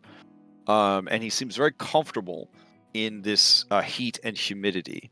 Even in the evening hours, this day is so hot that it's still about 80 degrees. And like with all the water and standing water in this area, like it's just so humid. His hair, however, is very frizzy. Some things even being a ranger can't help. Have you noticed any tracks of Fearbulk around the causeway? No. The Fearbulk were nearly wiped out long ago. The remnants of their people, they moved deeper into. Yes, the Twin Dust. They moved deeper into the Witchwood, east of the road. I think they sought solace with the elves, and then he spits a wad when he says solace with the elves, and it just kind of floats on the surface of the water. He spits it pretty far, like fucking 8 or 9 feet. And it's the spit of a dude that smokes all the time, so it's real phlegmy. And he says, elves don't help anyone. Elves barely even help themselves. Whoa there. I appreciate if you kept such thoughts to yourself. Not all elves are like that. He smiles at you, showing all teeth. Yeah, not all elves, sure.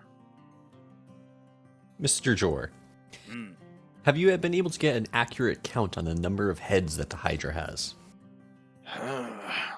Let me see. Last time I checked in on the Hydra, it was carrying around, I want to say, 6? Oh. Seems to be its preferred number. I know it's gotten higher when it got into a fight with some owlbears. A few of the heads got ripped off, died. But I'm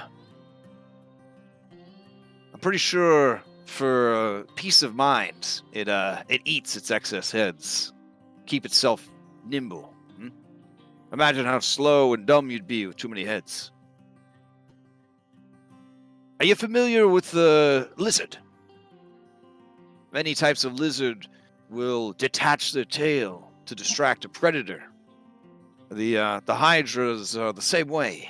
In a battle, they'll release one of their heads, and it'll just sort of fall to the ground and writhe around, and then digging deep into their supernatural constitution, they'll burst 2 more heads to replace it.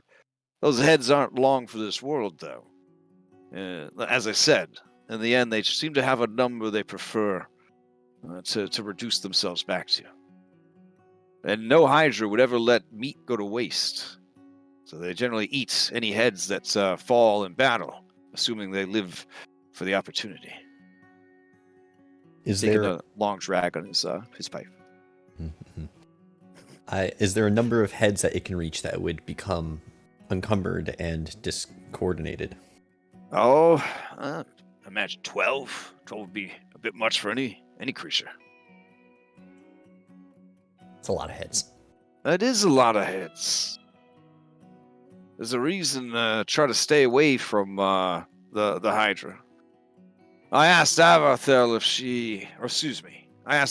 if they were interested in assisting me in either chasing the beast north or south, get it out of the region, or just killing it outright. They said they'd keep a lookout for adventurers, but that the town had many other issues it was dealing with. And he just kind of shrugs, like, I don't give a shit about the town's problems. No, but this changes what I thought about him. He spat the first time he said peace with elves, but apparently he also is allies, at least, or conversational with Avartho, who is an elf, if I remember correctly. They are a half elf. Oh, so okay. So they're kind of like an outsider of both cultures, as per the earlier ages of magic, when people were still fantasy were still fantasy racist. Yeah. Because he's a super outsider, so I mean, they kind of resonate. Then that makes sense. Mm-hmm. If the Hydra is no longer our concern, or isn't on our menu, which I'll defer to you, Jert, if that's the case, then instead we need to get allies. And I see one as distasteful as some people see them.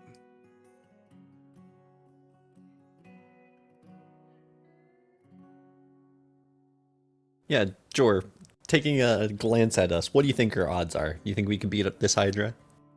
There's definitely a lot of you. I'm going to assume some kind of warlock or druid. One of those artificers. And he spits a wad. You got a classic warrior. I'm assuming a bard. I'm gifted. Young thief. Trying to punch above her weight class. Stalwart animal companion. Ready to lay down its life for its master. A man of the wild. Who knows what's what. Disposable pack animal. Keep your equipment from slowing you down. How dare you? Wow. And adorable mascot. Possible bait. Yeah, I think you could do it. No, you're probably right. Can take the keep? Ha! I don't know. I haven't braved the hills to try and reach it. It's too hard to approach the keep, in my opinion, without being seen. Yeah. All right. With all that information, just a course of action. Not saying that this is what we should do. People probably shouldn't listen to me.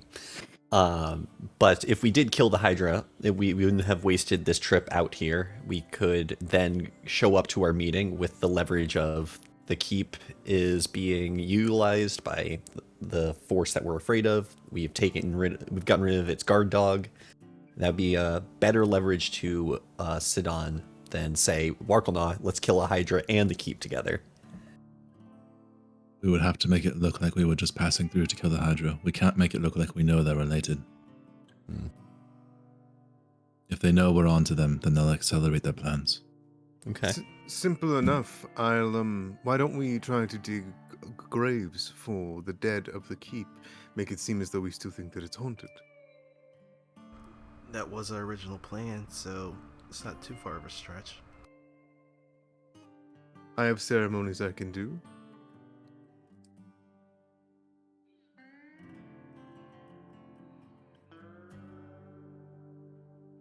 Would you help us with the Hydra?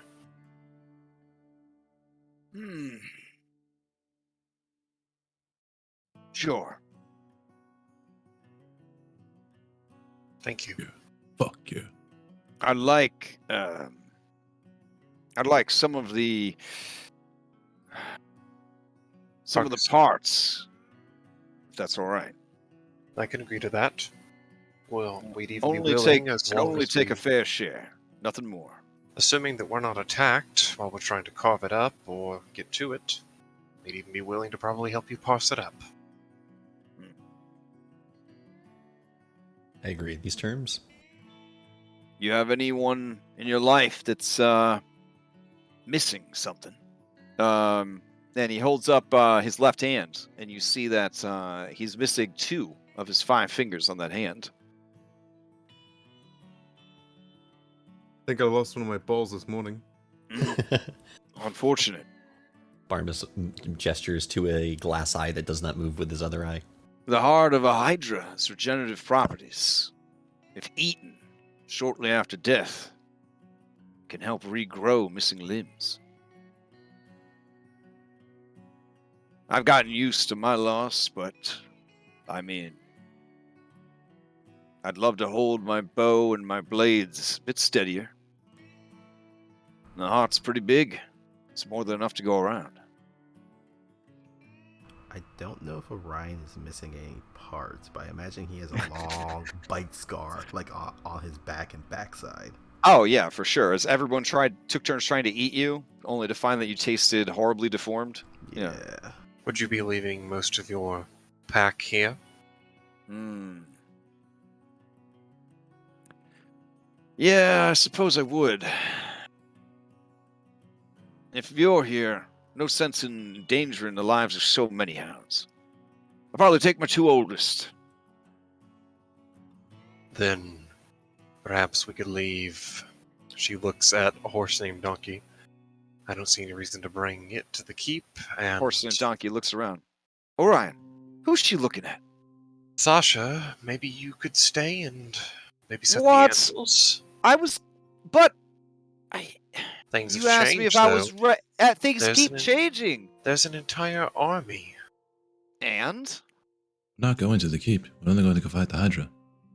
It could be a powerful learning experience for her. As long as she stays away from, melee. Thing You does promise to spray. stay away from melee. She shows you her heavy crossbow. All right. That should be far enough away. All right, you can come. She's a human, right? This is gonna be great. All right. So he will go Fun. with you. Yeah, And with hell the, yeah. the Awesome. 2 of you guys should be able to find it relatively easily. Let's go. All right. Since he knows the way, I'm going to spend a lot more of my attention looking for signs of routine travel, trying to find where they might patrol around this area so that we can best avoid being seen or heard while we do this. Okay. Because he knows it and knows the path up, and he said it's kind of hard to stealth, I would ask him if he thinks it's even worth trying to cast something like Pass Without a Trace. Oh no, I mean when you say that, he says, if you have druid magic, I mean, you best be using it. I meant for a normal person trying to make their way up the hillside. You might be easily spotted. But if you can control the spirits of the wild and shroud yourself in their protective energy, then I suppose you could make it.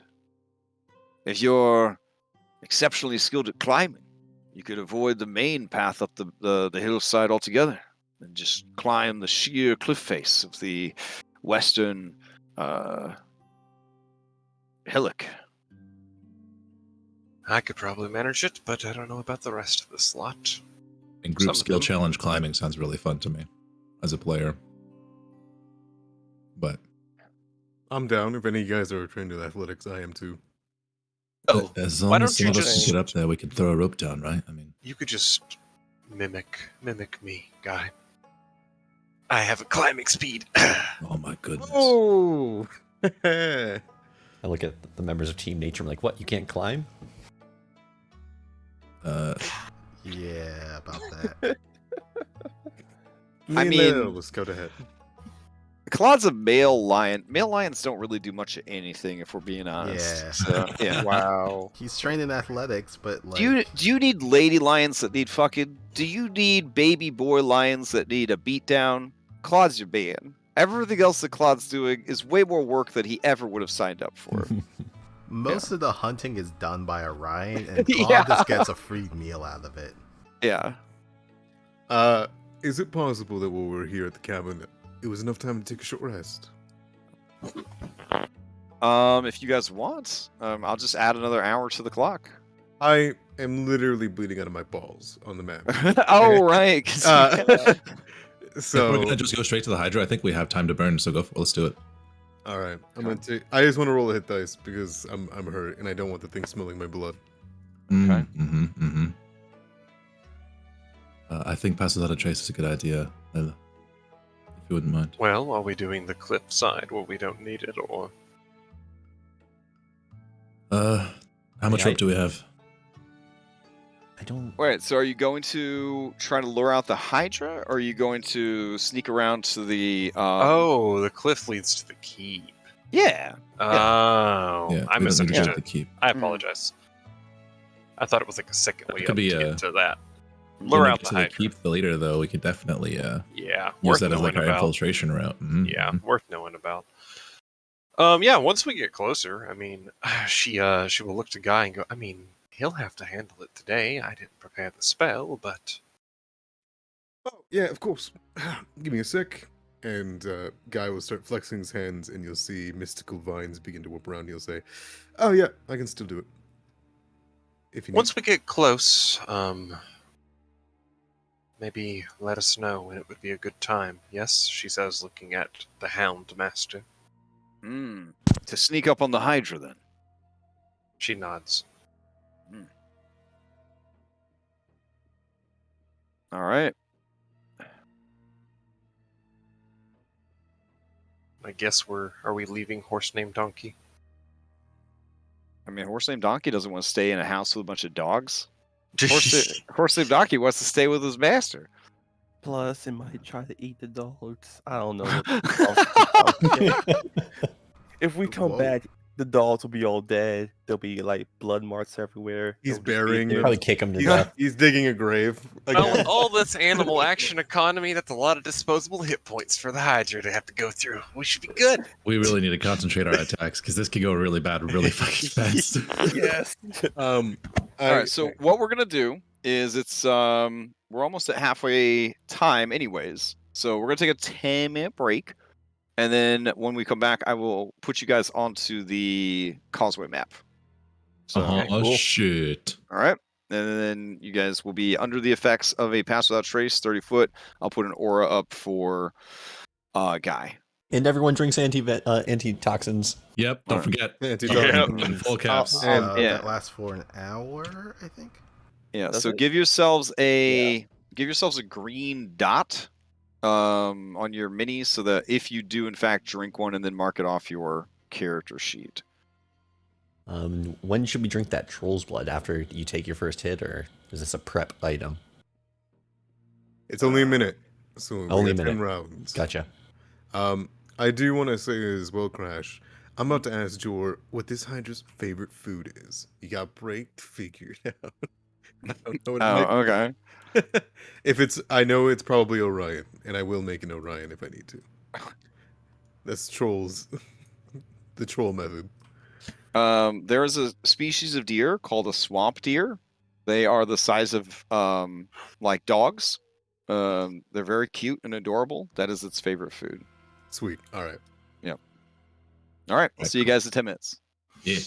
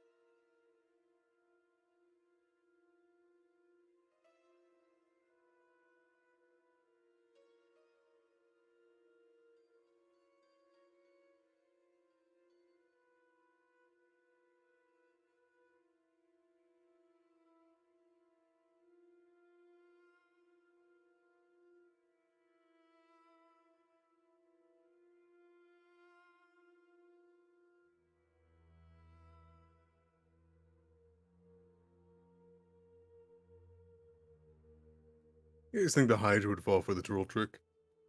The troll trick of what, food? Yeah. I mean, it's a Hydra, so its motivation is definitely eating. I just wonder if it's just smart enough to understand that free food is a bit too good for it to be true. Well, I mean, whatever these mysterious forces are, they have convinced it to move its, its location to be this causeway. So They're probably feeding it too. yeah, more than likely it's expecting food. Whether or not the creature is going to take the food and then disappear is the other thing. But you guys intend to kill it no matter what, so. Like the classic, like, cartoon steak to the cartoon dog so that you can get past it sort of thing. Like. Yeah. Yeah. I can't take the AFK thing off my character token. Oh, maybe because we're on break still? Did you hit the little thing to... Let's see if I can get... I press sign back. Okay. There's so many of you crowded on this bridge. Let's see. There you go. You may have been grabbing other minis. I don't know. It's gone now though. All right, so we're just waiting for. Who are we waiting for still? Is it gone? Hold on. Let me make sure. I can't tell. Off. I can't tell if I'm turning it on people or off of people. Oh. Okay, yeah, Thanlin. Sorry, I thought I was getting it, but I thought I was seeing somebody else beneath you. Yeah, you're effed. Hold on. Let me see if we can get you. There we go.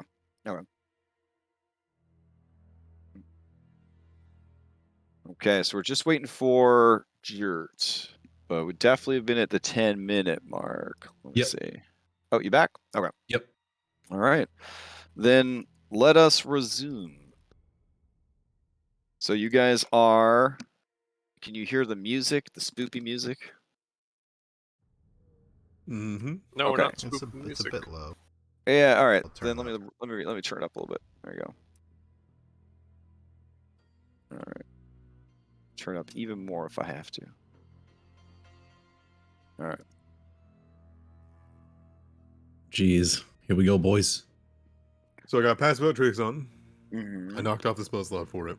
Okay. Here's don't know. Here's the aura for it real quick. Do we need a group stealth check going into this, or are we just gonna take passives? I mean, it'd be easier to just with this many people. Here's the thing: with this many people, I think passive would be the easiest way to do it. So with a +10, that puts everybody's passive at, even if they aren't trained and have no dexterity at all, a 20. So there's, I'm going to say no chance. No chance. As long as you guys are moving carefully and cautiously and all that, there's no chance that they're going to be able to pick up on this. Assuming it's allowed, I would like to go ahead and have my summoned bird out. Oh, but on my shoulder.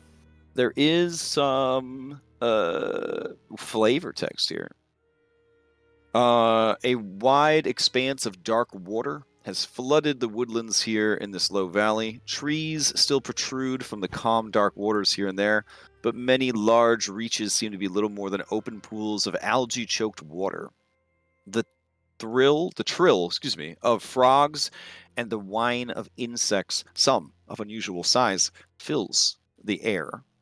The forest road, such as it were, leads, right up to this flooded section where a rickety-looking causeway takes over. The causeway runs for several hundred feet through the bog, only a foot or so above the water. Oof. Okay. So in the rain, I guess this thing just gets submerged. So it's real gross, real slippery, real like swollen, squishy wood. Old from like long time ago.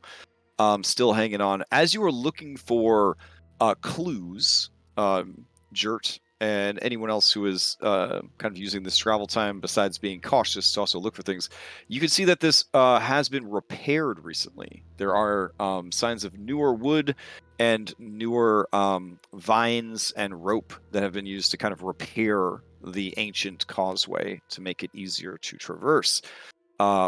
This is unusual since nobody in the town of Drellin's Ferry has any business coming over here. But based on the information that you have, it makes a lot of sense. Also, shout out Volpe from our server made this Causeway map to kind of update the one that comes with the adventure. So it's nice it's job. incarnate. It's really dark and you can't really see it, Bill. But after the fight, I'll turn on the lights, I guess, so you can see it better. But it turned out really, really good. All right, so okay, it is what it is. So this is generally the deepest part of the water and where Jor believes the creature is layering. Would you think it appropriate? I don't think my creation has much other use. If I made a lot of swamp elk meat? Jor says, swamp deer. Yeah, sure. Creature's used to being fed. Probably come out to get its offering. Right, so then we can get it out of the water, and I can probably tag it so that we can see it going forward. Oh, that'd be great.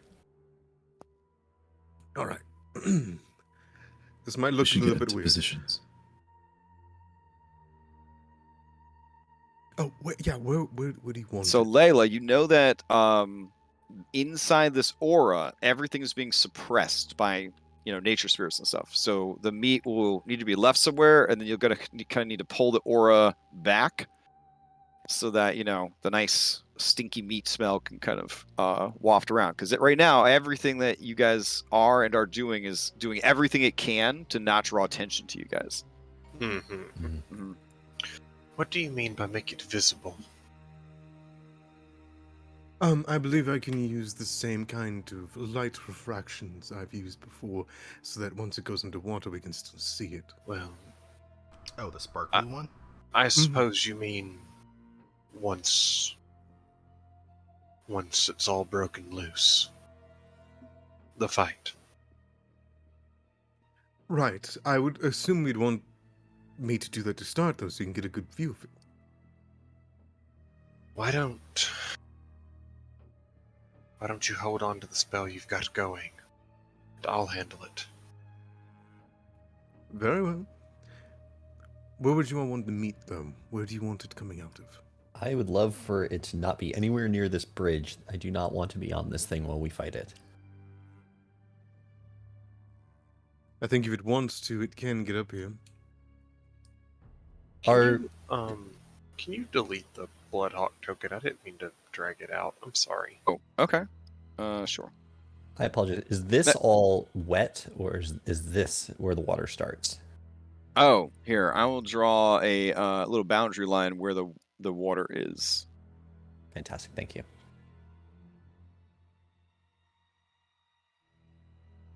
Oops, that's not what I meant to do there. Okay. Guys, if we kill the Hydra, we might level up. Wishful thinking. I know. All right. I know. Just to get it started, and Guy will very obviously turn away from Claude, and then see Donkey, and turn away from Donkey, and then we'll begin to conjure it.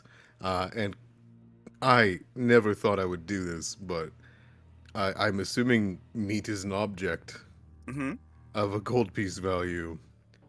And he would begin to run his hands together and open his eyes, which will reflect what he wants.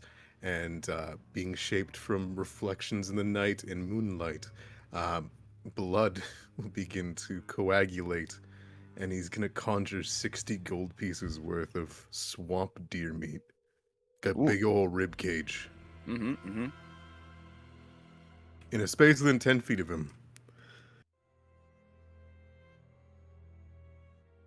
There. All right.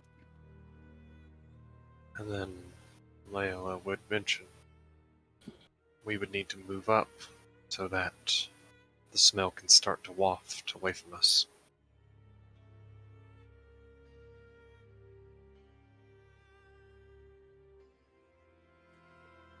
Sure. I don't know who wants to toss it in where. Maybe down there. Okay. That's doable. And once it gets up onto the little cliff. She looks at Thanlin with his ridiculous bodybuilder arms. Oh my god. All right. Just pass it here. It's right here. A good. Do you guys think this is a good spot? I mean, I feel as though it is. How long is this drop here? The water is only a foot below the causeway. Oh. Yeah, like it's right there. Okay, so this- It's got like a swampy beach kind of thing. Like you step past that pink line, your feet are wet, and then the deeper you get, the further out you get, the deeper it gets. No, I definitely can't tell how deep that is. It's dark as fuck right now. So Correct. Oh man. So should we like spread out along the bridge? We can't be close to each other because, from what I understand, this thing has like a mist attack or something. Didn't think we heard about a breath of poison. Yeah. We don't want to be too close to each other. But we also, some of us wants to be within hitting range. Right. Well, melee hitting. I don't want to touch that thing with a 10-foot long pole. I have one of those, but all right. All right, where you leave You this? Where you leave this beat? Second means right. Oh my god. Ooh, that's Nice. juicy. You know, I kind of want Here? that now. Right here? Oh, you're leaving it on the grass? That's where I summoned it. Yeah. Okay. Just are we- keeping are it we within putting it range there? until we throw it. Yeah. You gotta toss the thing if you're gonna toss the thing. Oh my god, there's so much meat. I can only do a 5 foot square worth. Oh, okay. It's just a lot of meat. All right, so it's a good meat. literal 5 foot cube of meat. That's Holy pretty shit. disgusting. One That's big nuts. rib meat cage. ooze. What? Meat Okay. ooze. Yeah. It's a meat monolith. Okay. Guy. We'll Yeah, say that that's after good. summoning it, it would sort of just collapse into a pile. There we go. Oh, Yeah. Squishing slabs. sounds. That's a lot of baloney. Claude Alright. looks very excited about all this meat, and he looks at Guy as if to say, "This dude's been holding out on me this whole time. I have to go out in the woods and help Orion hunt. This guy can just make meat, and it's already ready to go. This is bullshit." It is so slick and watery, and this is a part of the actual feature, that it glimmers softly with your reflection as you look at it. Mm. God. And if Yeah, you you- touch it, you can hear guys singing way What off the in the f- distance. Oh my god. Oh, Just okay. drool lines coming out from Claw. Fanlin's going Yeah. to take the Yeah, I'm gonna deer help him meat. because there's a lot. He's going to take the deer meat, and he's going to Claw's gonna help too. Wait, I have an idea. It's pretty stupid, but it could potentially keep it off you guys. What if we... Oh, God. What if we have the meat attached to my armor? Oh geez. Draw it away. That is risky. I know. It's going to eat you. I'm pretty beefy. You would be with all that meat in your armor for sure. Shut up. Let's just place it somewhere. That's very risky. Yes, but I'm worried that after it gets it and we hit it, it's just going to lash out at everybody. And no offense, but Like strap it to the front of your shield? maybe. Definitely don't stuff your armor full of meat. You'll never get the smell out. Yeah. You're Let's just right. toss it. We're taking too long to decide. Listen, All right. We'll toss. We'll toss we it. could travel across the way. The land between the two seems to be a little wider, a little more space to spread out. I mean, if you guys need to drag it to a different map, I will just extend this map if that is what you need. To kind of pull it back a little bit from where you currently are. Yeah, onto land over here more. Yeah. That would be a good idea. That'd be ideal. That's okay. All right. Fighting this thing in the water is a terrible idea for us. Oh yeah. I mean, as long as it's not underwater, we can still. Underwater is regularly. like really, really not much for me. I've done that Shadow of the Colossus fight. It was the worst one. Oh, Okay, it don't was. remind me. Alright. Jert It's like has an the troll. idea and replaces his axe with an unlit torch. Oh my god. All right. Not oh my god to that, but oh my god to me trying to get this extra map added in. All right.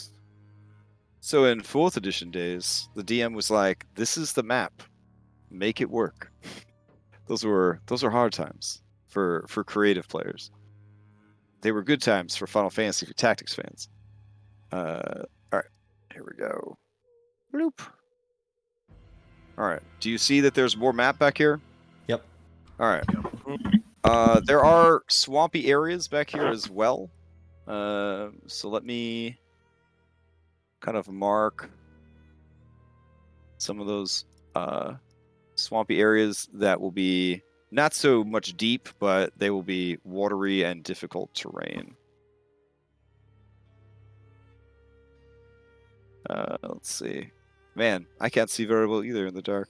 There we go. God, I miss Devil Sight. I miss your devil sight. Someday. I've got to make it up to her. All right. So that's the general bit. I think there's even more like water. Again, this isn't deep enough to necessitate the causeway. So, yeah. All right. And Jert, you said you're lighting a torch? No, I'm putting an unlit torch in my hand. Okay. All right. Got it. All right. What now?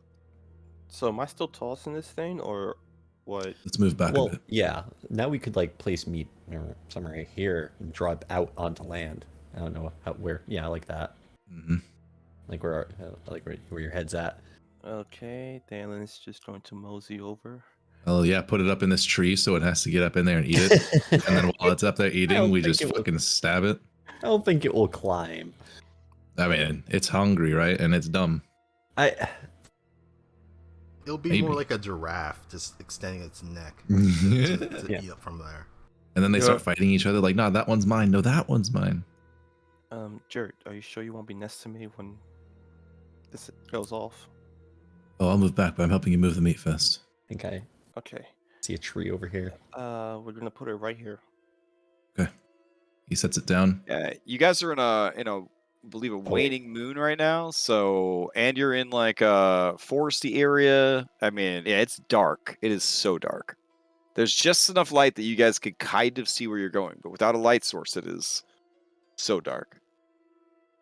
Yeah, Jert's kind of just sticking with Thanlin right now Mhm. to stay by someone to use as like this is where I'm standing right now because he can't see anything outside of like the outlines of trees and things. Okay. Afterward, he nods to Thanlin. All right, I'm gonna move back. We should try to surround this by all sides so it can't, group us up. I'm going to move out of the circle. Let's all just move forward. Okay, which way are you moving towards? I'm gonna go over here. Bam. All right, There's a Drellin. tree over here, and I'm gonna go climb it. Drellin's Okay. to move. As you exit the Pass I Without need to Trace, make a I new will need stealth check. stealth checks. Yep. Anybody that's leaving the Pass Without Trace, I'll need a fresh stealth check. All right.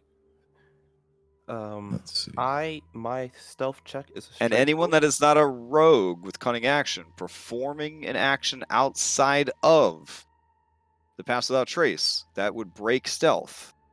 And you can only action you can take in stealth is stealth. Okay, I'm going to guidance myself before I walk out, Okay. and then I'm going to use my human intrepid feature to give myself advantage. Okay. Crash. My stealth roll is a straight roll for me. Okay. Really? Armor training. I do not have Nice. disadvantage. Okay. Stealth check You- or acrobatics. Okay. Very cool. You think that you're pretty stealthy. Most of the people in your party agree that you are very stealthy. Layla, he is making some clank clank sounds. Would succeed at a cost be within my repertoire? Oh, okay. This is out of combat succeeded cost. Son of a... You know what? That's fair. That's fair. I That's... was gonna say, if you just stay within like 30 feet of me, you should be Wait. fine. But Would we have well rested since we did technically rest within the town before we left? Yeah. If you guys, you guys would have well rested, which is very important for protecting yourselves from exhaustion. But this is misfortune, so I mean, it is. Yeah, it is what it is. Did we move the meat to here? yeah, we believe should do, so, but we yeah. can't move the tokens. Oh, sorry. Yeah. So you move the Yeah, meat the- here, Here, all I'll of it. move out of the way. That way you can just move it easier. Yeah. All the meat has been moved here. There you go. And Okay, then so I give them a small look. Gotta Okay. just prepare down. You almost can see the cartoon smell lines start to rise from the meat as you move out of the way. All right. everyone get into positions. Yeah, I don't think I want to risk that stealth check. Okay. We are kind of clustered over here. How can we spread out better? Probably coming from this area over here-ish. All right. Layla, you see it first, the creature. It is here in the water, and it is, I guess by the 5th edition standards, what's the size above huge? Colossal? I don't know. Gargantuan. It's gargantuan? Sure. Gargantuan. Gargantuan, yeah. We need like a whole new, we need to go back to 3rd Age of Magic for size classifications. But it's 20 feet across, its body. Yeah, that's gargantuan. It has a long slithering tail, and it has massive serpentine necks that swim through the water. You notice that it is not swimming towards the meat, but it is swimming towards Jert. Uh-oh. You see the creature surface, and as you do, you see swamp grasses and mud kind of clinging to its body. Dude, I must have rolled real bad. It looks around. Oh, no. And its tongues flicker out, and you see the sort of neon green of magical acid / poison kind of dribbling from its fangs. And one or two of the heads kind of looks over at the easy meat, but the rest of the heads are definitely scenting the air in Jert's direction, and they begin kind of moving. I kind of begin holding a hand out, and if it goes to climb up on that kind of land, Yep, it is I climbing up will onto the land. I will release the fairy fire spell onto it. Oh, Okay. that's huge. All right. Let's see. If that's okay, since I assume we're stealthed enough to surprise around some of us. Some of you, Yeah, so it looks what like we'll- it saw Okay. through my stealth. Fuck. Uh-oh. I'm So over what here we're by gonna myself. do, I will roll everybody into initiative. None of these are BT members. This is going to be a chonky ass initiative tracker. I'm going to move him real quick so that I don't grab his heads because they don't have their own initiative. All right, we don't want to grab the meat either. Let's see. It's the meat's turn. Yeah, the meat glistens magically as it do. All right, and then we'll go over here. The meat rolls a All right. persuasion check against the Hydra. How high up is this like So, canopy of this sure, tree that I you would be? and the creature are not Yeah. surprised. You're aware of each other. What you are surprised by, Jert, is with your passive perception, you have no idea what your allies are doing. You can sort of see them when you look over there because they're hiding in plain sight. It's important to point out that fucking Pass Without Trace does not make a person invisible. It makes them hard to notice. Right, so they're all in the Skyrim, taking a dump on the floor, like stealth position over there. But you don't know exactly what they're doing because as you look over, there's like all the mist and the fog from the swamp is kind of like coalescing around them and kind of obscuring them. It's like, what are they doing? So they surprise you as well. Thanlin, same situation. You do not have the passive perception to know what the fuck your allies are doing or when they are planning to attack. So in this surprise round, Jert, the Hydra, and Thanlin are surprised. Everyone else acts normally. Does that make Got it. sense to everybody? Okay. Sounds Okay. good. How high up am I in this tree? Great question. This little swampy tree tops is going to be 20 feet tall. Okay. I'll just put like a 2 on the flying. We're at eye level. Oh, actually, in Foundry, you want to put the exact feet that you are, because that actually impacts some of the other mods and features. So, Okay. How do I Right. change that up here? right click, and there'll be a little 0 with an arrow, and then Got it. you just punch in whatever height you're at. So if you're 10 feet up, you put 10 feet, that sort of thing. All right. All right, looks like everybody's rolled in. Looks like Hydra taking its sweet time. That's nice. Yeah. All right, and we'll go ahead and I'll pop this out. You can remove Claude from the. Oh, tracker. right. Also, you can probably remove Donkey. I mean, guess. Donkey's not a B team member. Oh, Are you're you? right. Is he mounted? Are you? Isn't Sasha mounted on him? She's not gonna ride your donkey. Donkey's not gonna let her ride him. Yeah. All right. So we're gonna begin combat. Let me go grab some Musax real quick. It's like the buddy system. They're in charge of keeping each other safe. Precisely. All right. Let's see how loud this comes in. It's not too bad. All right. All right. You guys are up first. In round 1, the highest initiative on the good guys team is Orion. What do you do? Do I see? I can probably hear it, but do I actually see the Hydra? Yeah, did the fairy fire actually go off, or is that not gonna happen until... This is the surprise round. So, Okay. when you It surprise has to- something, it wouldn't you have gone off yet. Yeah, you do the action during the surprise round. Gotcha. All right. So you know that Layla is Kamikamikai powering up for some magic. So if you want to, Yeah, it just takes a second, you know? yeah. But here's the thing: you act so much faster, even than Layla, who's surprising the bad guy. So that's the best part about active initiative. Now you could pass to Layla to make sure that Layla is one of the first people that acts in this round. Yeah, my animal. It's not like in a regular D&D session where Layla's like, I kick off the combat, and then the DM's like, cool, roll it to surprise round. Oh, Layla got a 4. Everyone else gets to go before Layla goes. Yeah. That's what's really great about active initiative is now you have this surprise round, and people can position themselves as necessary. Yeah, I'm gonna do that. I guess Orion's animal senses kind of kick off that something large is very much approaching. He's going to. Now, I have the darkness on the scene set to 0.9, so it's 90% dark. So if you can see this miniature over here, your character can see it as well. Okay. But you can barely see it, right? So it has the advantages of essentially so against range attacks, I'd probably give it concealment since it's so hard to see. If you're doing perception on it, it's in shadows, etc., etc., etc. Yeah, it's just outside the range of my dark vision.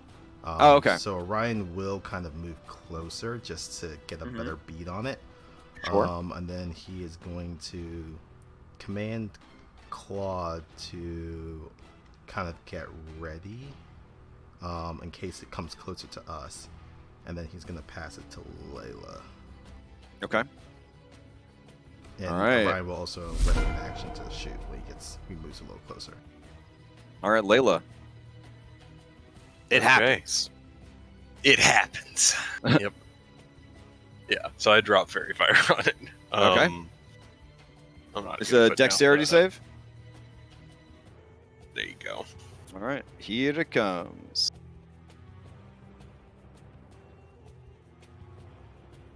Possible.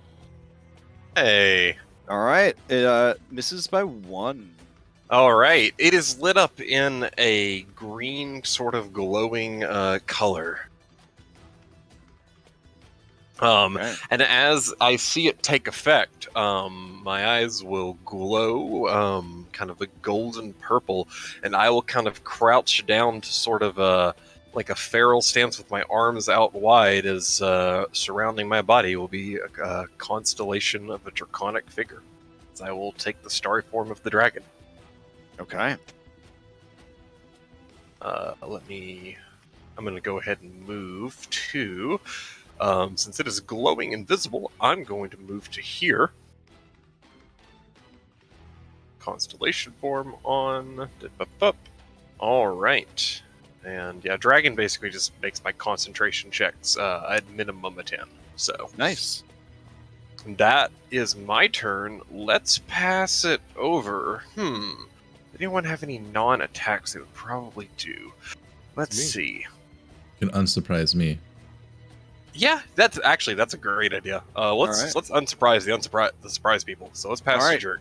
Jerk, you watch the creature approach, tensing your muscles, ready for the fight, but the fight came sooner than you or the Hydra anticipated. But now you are aware of what's going on. Attacks against you will not be at advantage. Excellent. Since I can't attack or move, I'm going to use an item interact. Remember, when you lose the surprise status, that's it for your turn. You're now aware of what's going on, but you don't have the surprise status anymore. That's it. So okay. yeah. So who do you pass to? Thanon was also surprised, right? Yeah, I'll pass to Thanlin then. All right, Thanlin. Surprise is stripped away. Who do you pass to? I'm gonna pass to Guy. All right, Guy, you're up.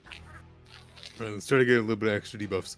Now, there's a really, really, really small chance this backfires. However, the benefits are too great for us not to try, okay?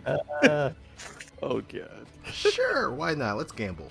There's like a 5% chance that it goes back into the river from this, but there's also like a better chance that it becomes like blinded. So, Roll the dice.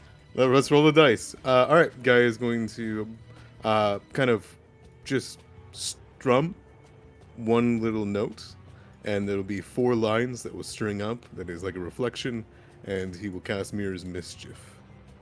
He's going to put it right here to catch it by its foot, and in case it approaches, I can move it to keep getting him. All right.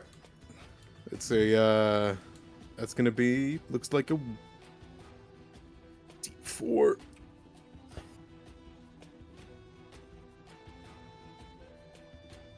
Three. Is that good? Okay. All right, that's an incapacitation, but a chance that it runs in a random direction. So that's going to be a wisdom saving throw. Oh, wow. Okay. All right. Let's see. When its turn starts. Correct. Uh-huh. Okay. Anything else from Guy? I'm going to start moving across So the you're Causeway. no longer concentrating then on the pass without trace? I believe so. We're already in the surprise round. Yep. Okay. And then I'm going to move up to here to spread us out a little bit. Boop. Okay. Boop. And then call it there. I'm going to pass to, let's see, we've got... Barnabas, you're going to shoot, eh? Yeah, that's what I do. All right. I'm going to pass the hounds so they can get close. Okay. Oh, All right. yeah. Let's see. Hounds have a 40-foot speed.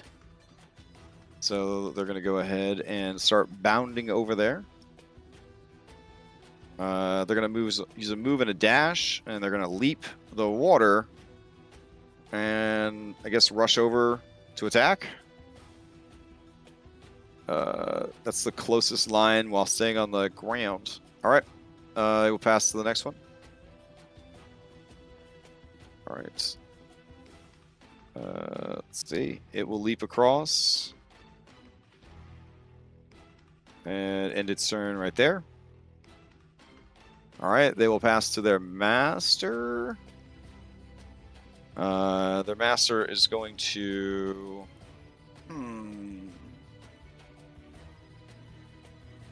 I think he'll actually move out onto the bridge a bit. And the creature's surprised, so he's going to just attack it since it can't... I mean, even if it steals, it's just going to strip the surprise status away. So yeah, he'll go ahead and attack it twice with his bow. there'll be a third shot coming from Orion. Okay. And this is at advantage, right? This is at advantage, yep.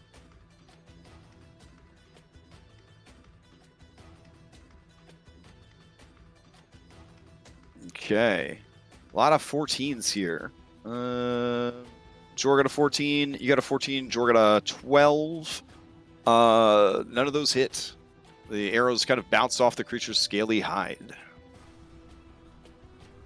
Is it within 6 feet of the cost range? Since you asked, you have to do it. Okay.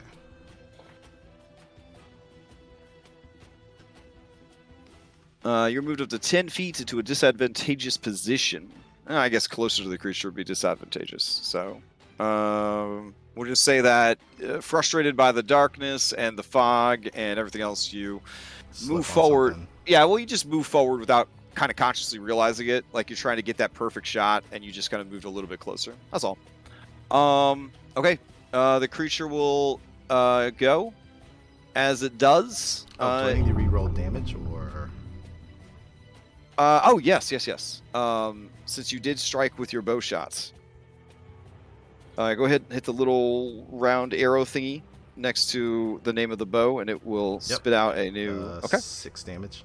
All right. The creature does seem to take full damage from piercing.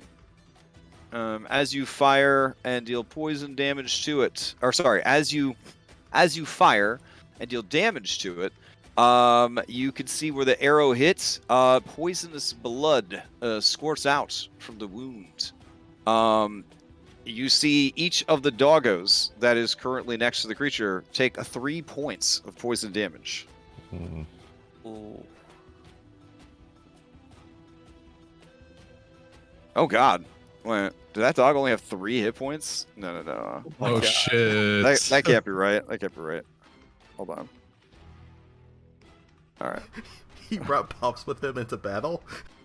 No, this is D&D just hates pets. Like 5th edition, just like hates basic bitch animals. So they're all kind of terrible. All right.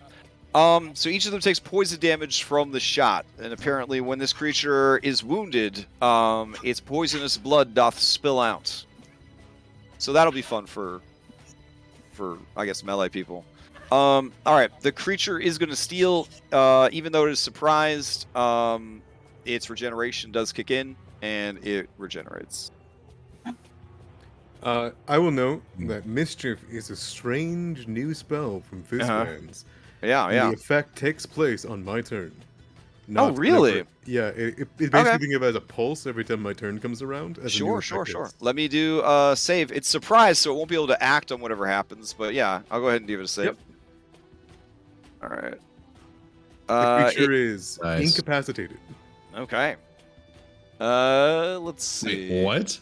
Yeah, because it's only a Holy shit. 25% chance of being incapacitated, it's totally fair and balanced spell for 2nd level. Yeah. It's fine. It's Oh my anyways, God. where I'm trying to go is that this creature has Paragon defense and Paragon actions. So as its turn formally comes up, the surprise status strips away, its regeneration strips away. Its regeneration activates, and then you hear the 5 bloops of Paragon actions. Shit. Oh, All right. man. That's a lot of damage, guys. Okay. That's like 11 attacks or some bullshit. And Jor's assessment of the creature that it would have 6 heads was incorrect. It currently has 5. So that was just him kind of doing some guesswork there. All right. Let's continue then. So its turn is over. It starts to look in all manner of directions, sort of looking for who has been feeding it, because that's who its master is. And it is unable to move or do anything with its turn, allegedly. All right. It will pass to a horse named Donkey. Yeah, he's gonna use his action to dash all the way to Thamlin. Okay. So, right here. Okay. And he'll just present himself so Thamlin can hop on. All right. And that's technically his turn. Okay. And then he will pass to Sasha. Yes. All right. He's not an animal companion, my friend. He is an NPC donkey, so he is in the NPC union. He make his decisions unless you use action economy to command him. Just keep that in mind. Oh, man. Yeah. So Sasha is going to ready her heavy crossbow, and she looks like she's going to shoot at it, but she also looks concerned, and she shouts over to Layla and says, "If I shoot it, will it kill the dogs?" Maybe. Why would someone bring their dogs to fight a Hydra? This seems kind of cruel. Welcome to the adventure life. Oh, God. Keep All around his right. old ones. You hear the chick sound of a heavy crossbow being cocked, and then she's going to fire upon it. You may want to step back. All right, step back. Yeah, sure. Okay. While stepping backwards, she will open fire on the creature. Since she has advantage, a 17 does hit. As the creature is damaged, it takes 7 points of piercing damage, and the doggos nearby are splattered with poisonous blood. This thing seems very good at bleeding. Them doggos, being regular-ass doggos, they die, just foaming at the mouth, bleeding from the eyes, whimpering and howling in agony. Sasha begins to sob.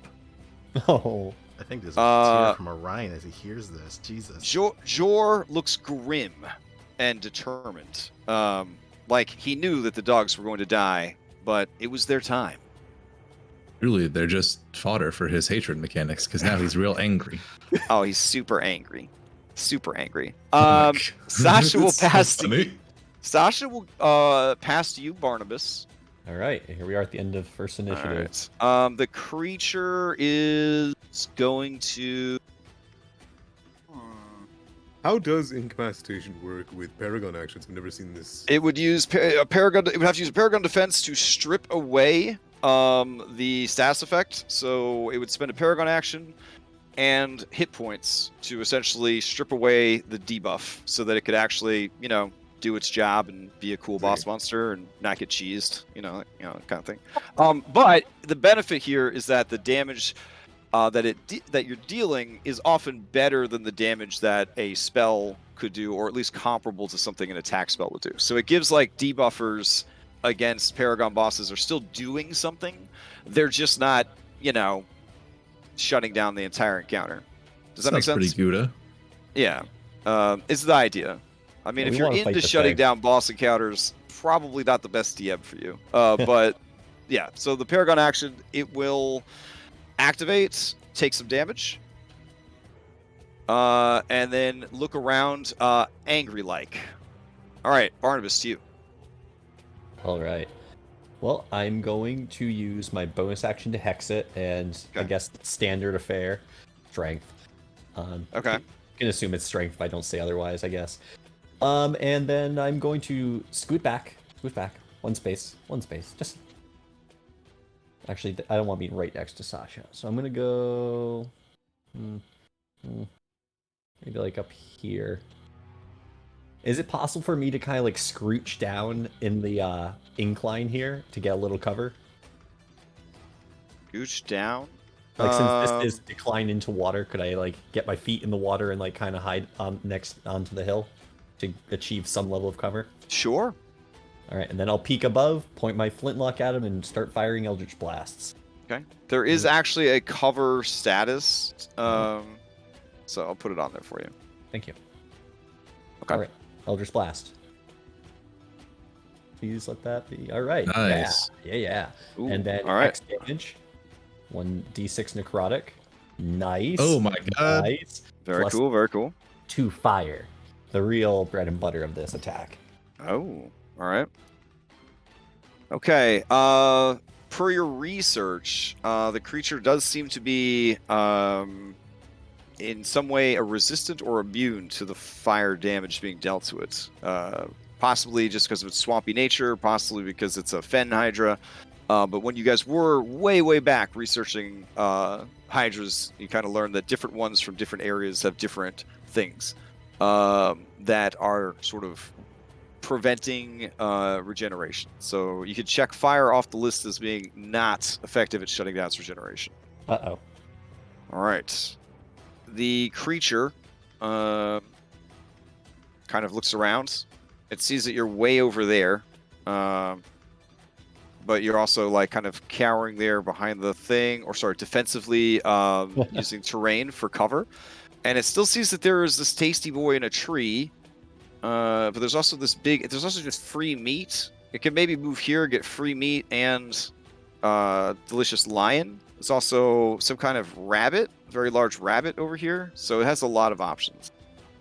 All right, we're going into the next round. The creature is not going to steal because that would cost it all of its paragons. But you could pass to it, depriving it of its paragons and resetting its turn, or you could pass to an ally.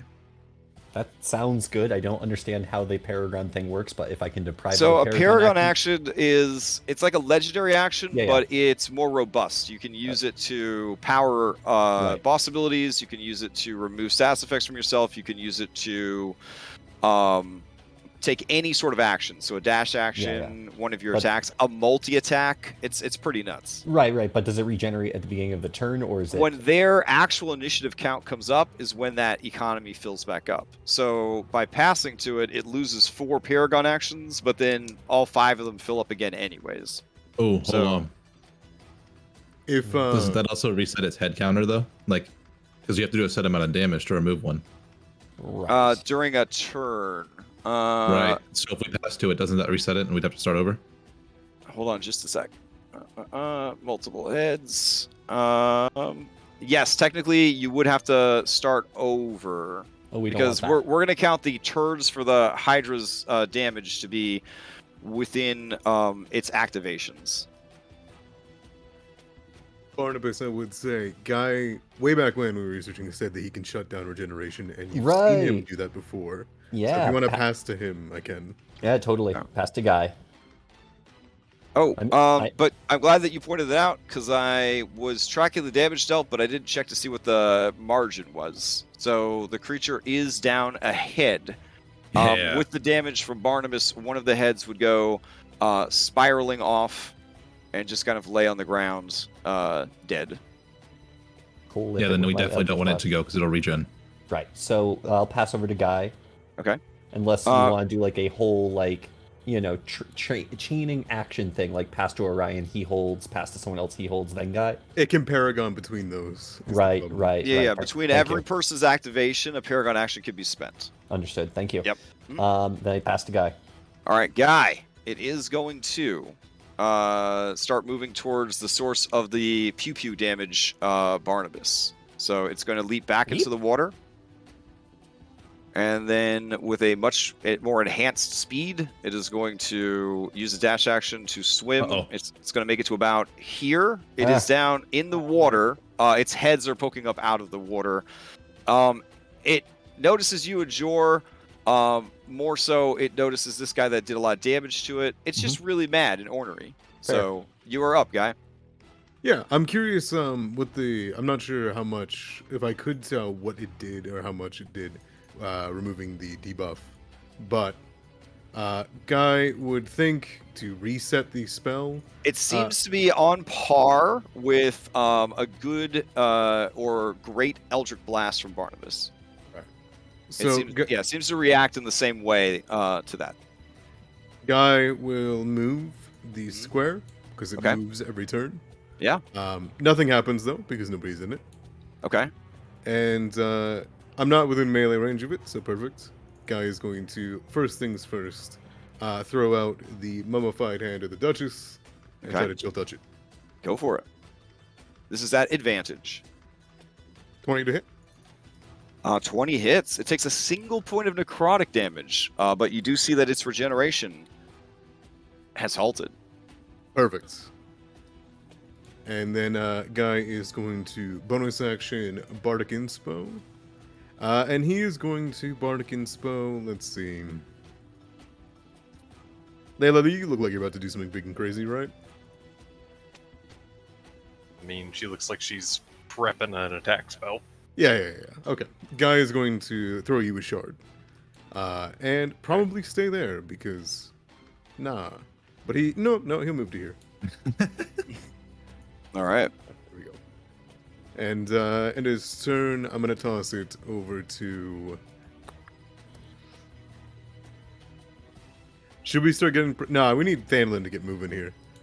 I think Jert and Thanlin, you guys need to get into this fight, huh? Yeah, I think I can get in range and throwing attack it still though, so I'll go towards the end because it'll take from whenever it'll steal whenever I hit it. Yeah, I'll pass to Thanlin then. Okay. Passing to Thanlin. All right, Thanlin. As play is being passed to you, the creature is going to use its third Pyragon action, and it is going to. Let's see, who's within range? We got a guy and a Jor. Yeah, all right, that seems pretty good. Okay, it is going to attack. It's going to put one bite at Guy, one at Jor.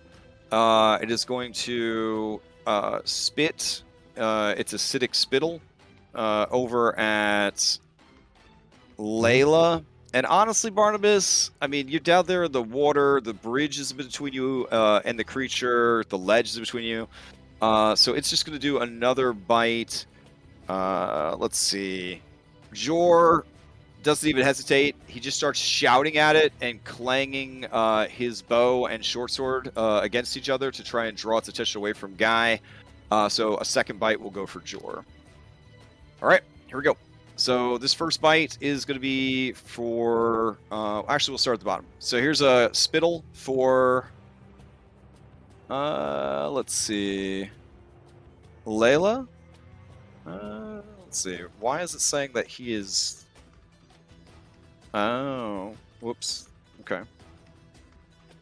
Hold on. Dice roll, evaluation failed, unresolved string. That's the weirdest shit I've ever seen.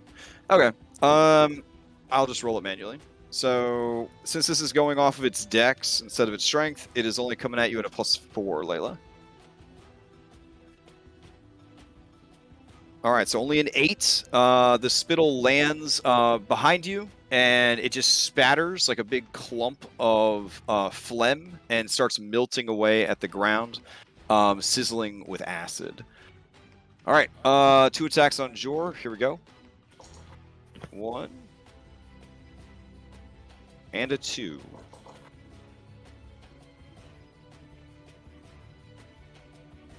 All right. Both attacks are going to hit Jor. Jor takes 6 piercing and some poison damage as well. Let's see. He would have taken an antitoxin before the battle, so let me see if that has any impact on the bite. No. Okay. So here we go. All right. Jor is... let's see. He takes a total of 19 points of damage. He is bloodied already. The Hydra turns to its last attack onto Guy. Here we go. Oh man, it sat on that 20 for a second there. I got scared. Yeah, and it misses with a 10. And then play passes to Thanlin. All right, Thanlin, you're up. Oh man, okay. Alright, Stanley's gonna spend half his movement to mount Donkey. Now, how would... I'm confused on how the mount rules work in 5e. So it's half your speed to mount or dismount. Once you are mounted, you take up the same space that your mount takes up. While mounted, you have the mount's movement speed. On the mount's activation, if it is being used as a mount, it can do dodge, dash, or disengage. Okay. Well, in that case, using the mount's speed, Thanlin will dash. Okay. So 80 feet, right? Roughly. Right. Oh man, this is no.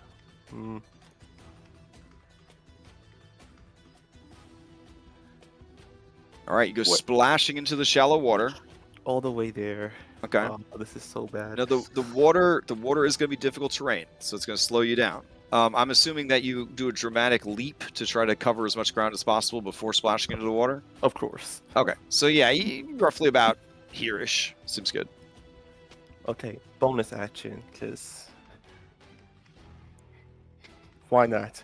He's Okay. gonna use you see Thalen call out to it with him giving it like rather wicked gaze as he uses his maneuver. Okay. It's a bonus action. Stare down a creature within 30 feet, and if it can see you, make a Wisdom saving throw. On a failure, it is compelled to attack me. On its turn, the creature moves towards you and makes as many attacks against you as it can. Holy shit! All right, dope. So what is the Wisdom save? 15. Yep. Here we go. I might as well be a meat shield. All right, he fails, and all other enemies are forgotten. His full attention is on Thalen. You see Thalen just cling his shield to his sword as he comes, says, "Come at me." Oh my god. Nice. Okay. He's gonna then Donkey, oh my god. He's gonna then pass to Donkey. Okay. As you go to pass to Donkey, the creature is going to use its 4th Paragon. It is currently down to only 4 heads with no regeneration, which is going to keep it from growing 2 heads for every head it loses. The people on the bridge are forgotten. The 15-foot reach of the heads is brought to bear. You take up all the spaces that Donkey takes up as a mounted warrior, and so it is going to lash out at you. Here we go. 1. This is your chance, guys. Do 2. something. A 3. And a 4. When it gets this. Oh my god. Jeez. You have a high AC though, right? Oh Yes. god. You have a very high AC. Oh my god, those rolls. The last Alright. 2 hits. Oh man. So you're looking at a 21 for 8 piercing, 3 poison, a 22 for 10 piercing, 1 poison, and a 24 for 12 piercing, 1 poison. The 21 misses, the 22 and 24. Oh, very nice. Okay. Holy shit. 24 total. Okay, not bad. Yeah, not shield, bad. shield +1 is a damn fine item in early game D&D. Actually, magic shield at any point in D&D is pretty good. Oh, I shit, mean, he's bloody. dude traded his family's home for it, so I mean, Better yeah. be getting that worth. All right. Okay, Donkey. You just see Thalen struggling so much. All right, Orion, you hear Donkey, a horse named Donkey, shout up to Thalen. Don't worry, you've got this, boss. You took that like a champ. You can take 100 more, 1,000. We can do this all day. I am inspired by his confidence. I don't know if Thalen is. Yeah, Thalen, you just hear proud and mighty hee-haws coming from your horse. Okay, it's Donkey's turn. All right. He has his own movement, or is it Donkey, just as up? an NPC, would like to disengage. He's going to put forth a request for that, but By all means. okay. And then he could take his movement. Okay, he's going to disengage. All right. Right. Well, I'm at half movement because I'm in the water, so it'll be right here. Yeah. Okay. Keep in mind that the effects of your Gaze of Conviction will end if he is unable to reach you and attack you. It says if he's... So you have to keep yourself available. This is not a perfect kiting ability. It's an amazing ability, and I'm glad that it exists, because we need more tanking mechanics in 5e for sure. Wait, so if... But they can use its movement to get closer to him, right? Yeah, on its turn, the creature moves towards you and makes as many attacks as you can. The effects of this mover end when you attack a different creature or the creature is unable to attack you. So I would take that to mean that if you're too far away for it to attack you, it would just, like, on its turn, right? It needs to be able to attack you or the conviction ends. Yeah. But it So could, it like, moves. acid spit, right? It would, yeah. It would be able to, like, keep shooting its acid spit at you. So you're trying to get away from the physical attacks, you could kite it. That is true. Would you say if Donkey were to dodge, would I also be dodging? Since I'm on the Donkey. The attacks against Donkey would be a disadvantage. The attacks against you would still be normal. Okay, I had to ask. No, it's important though because smarter enemies will always attack your mount to get rid of the mount advantage, which is why they have feats that help you keep your mount from getting hit and stuff like that. Okay, Donkey's gonna disengage and move himself just over here. That's deep water. You're gonna swim out like into the. Damn. Yeah, I think everything you past can- these pink lines. This is all water out here. I don't want it to hit anyone.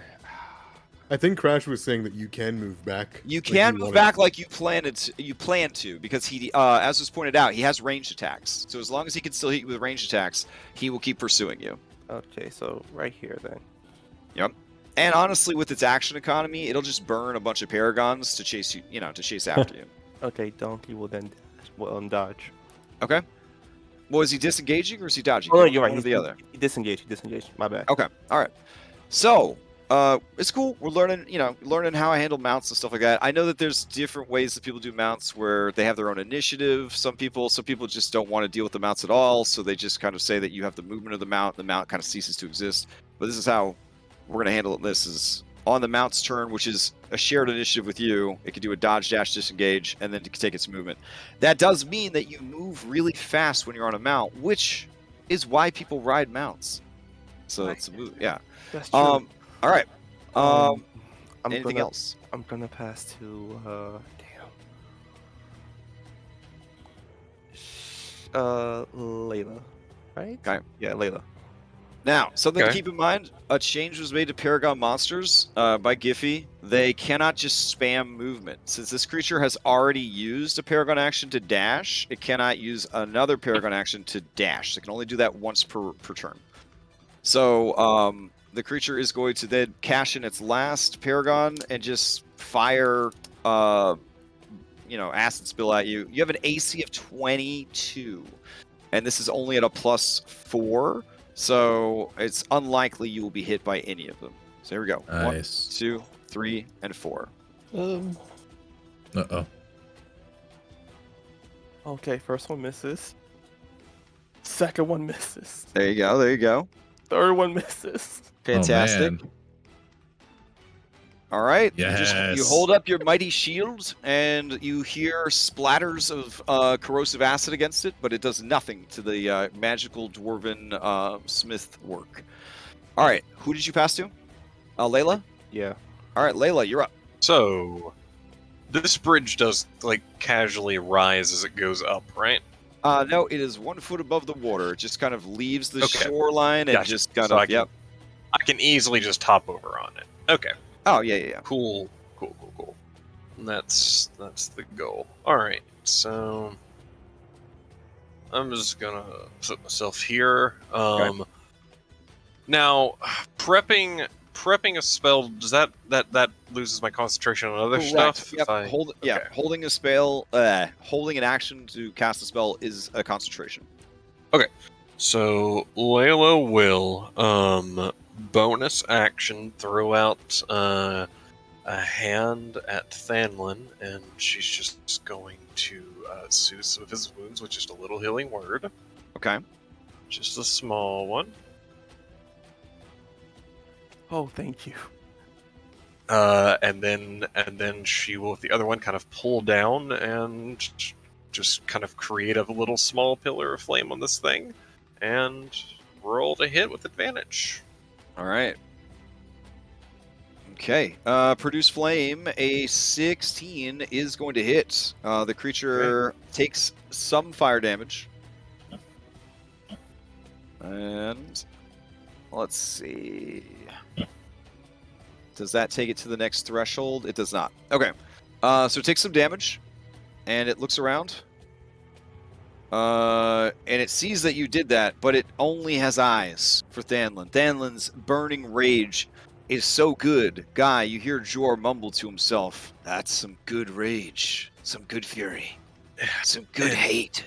And seeing that it's going to dash towards him, and her not wanting to be a melee, she's just going to finish her movement over here. All right, fair enough. That Oh, Yeah. sorry. Is it going to steal? Yeah, it's definitely going to steal it. It used up all its paragons. All right. All right, so we're doing a fresh count for a choppy heads starting now. So I'm going to take note of what its hit points currently are, and I will figure out the number you're trying to drop its HP to chop off another head. It is going to use its movement to move forward. So it is going to swim, let's see, forward, and then have to move on to the land. It can still reach you, so yeah. It will just get right on top of you, I guess. Yep, that's enough movement. There we go. Just like the knights in the stories. Yeah, hell yeah. So this creature runs up, its forehead snapping vigorously. It seems to have left them behind. Hold on. Cool. His claw will strike at it All right, go for it. at advantage.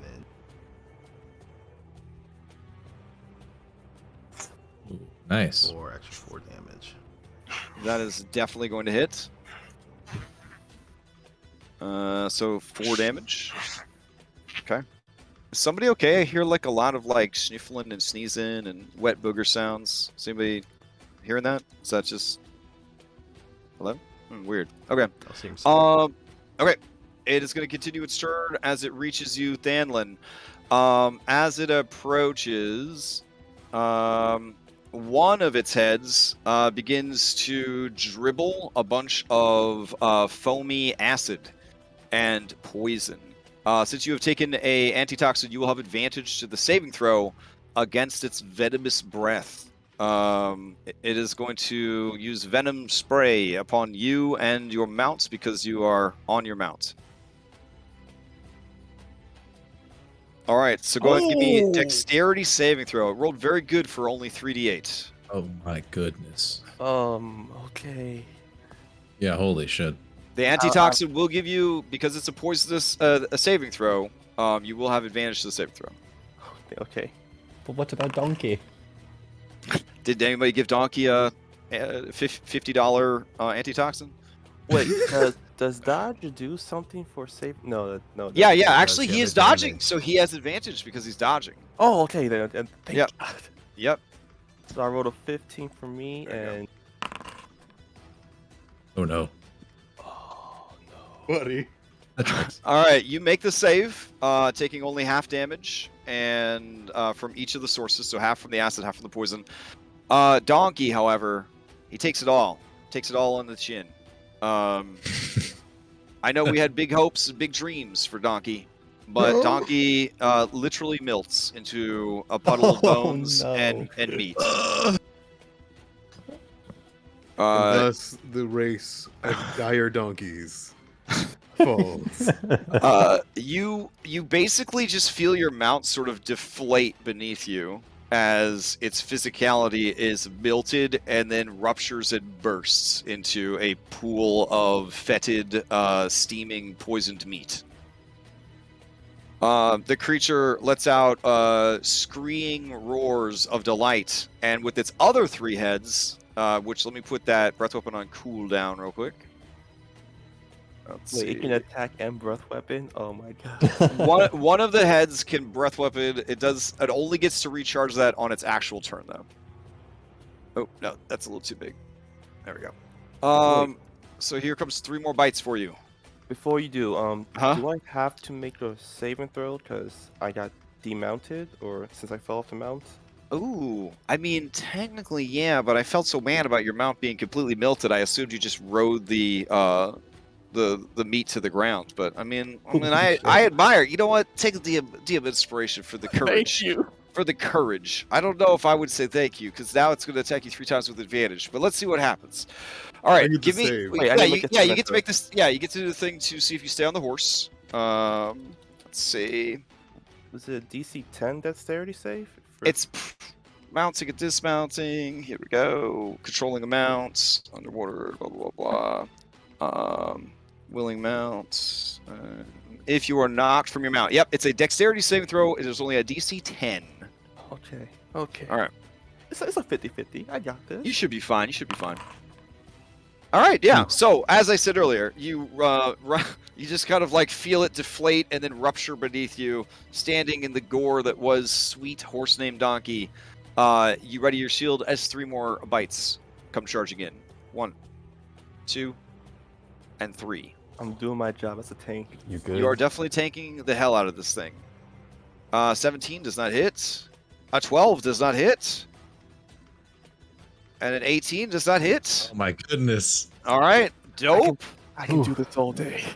Fuck yeah. All right, play then. It has to pass this one. Would you like to... Yeah, you already acted this round. So it will pass to Barnabas. Barnabas, for a moment, curses Averthel for giving him bad information. And then I guess he's just going to double down what he's doing. Oh, she gave you information. Remember, there was a reason you wanted to get frost oil. I wrote it in my notes wrong, clearly. The frost oil definitely wasn't thinking about this. Oh. Okay. I was thinking about that. The frost oil was the river troll that we needed it for, from what I remember. Oh, right. Okay. And I was just trying to get a recipe. Anyway, I'm just going to shoot an Eldritch Blast. All right. Not looking great. I have advantage. 17. 17's going to hit. For 8, all right. Here comes the Hex. Okay. Hex. And for whatever it's worth, 2 fire damage. Okay. So let's see. All right. 12. Blood spatters everywhere, but if you have drank an antitoxin, you do not take any poison damage from the reflexive poison blood. So that would mean Claude and Thanlin, you take no damage from that poison splash. I was concerned about that for a moment. All right. What else do you got for me, Barnabas? I don't really have a bonus action, and I like where I am. I'm enjoying this spot. It's been good to me. It looks back at you, but it can only attack Thanlin. It's so fucking mad at him. All right. Fair. I'm gonna pass to. Oh man, a horse named Donkey's still on the initiative. Oh. I feel like we haven't seen much from Jert, so let's get it over to him. Come on, Jert, get in the mix. Okay. Jert, help! You're up. Okay. Let's see. Things have changed a lot. I've been sitting here altering my plan every time. Here we go. I'm gonna cinematically dismount from the tree. Okay.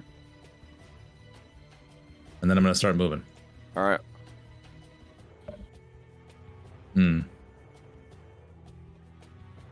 That's within. So I'm just gonna move there, I think. Okay. Along the way, I am going to drop the torch now that I can see this thing. Okay. And then I'm going to take out my heirloom axe and bonus action Hunter's Mark this thing. All right. And then I'm just gonna throw, as I unravel the segmented short sword made by Barnabas, I'm going to curve it into a boomerang with like a whipping motion and chuck it at the Hydra. Here we go. Advantage.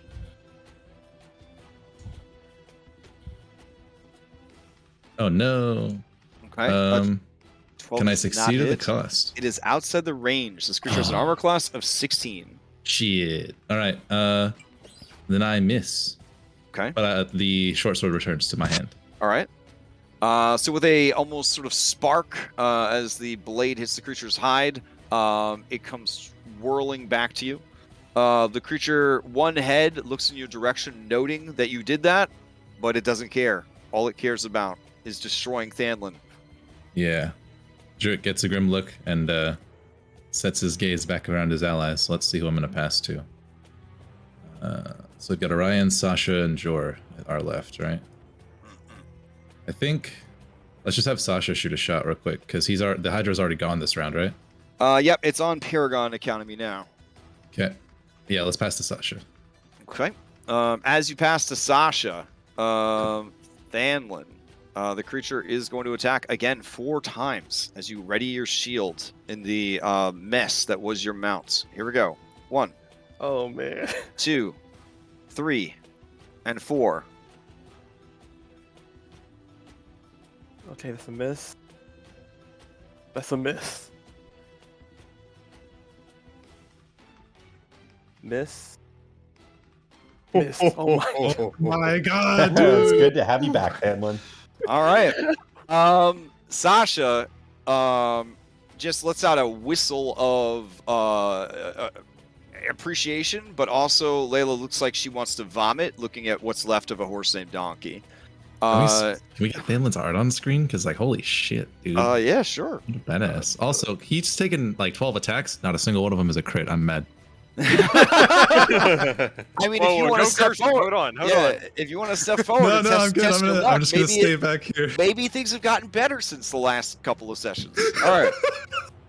Sasha is going to go ahead and take a heavy crossbow shot because she ain't getting close to that shit.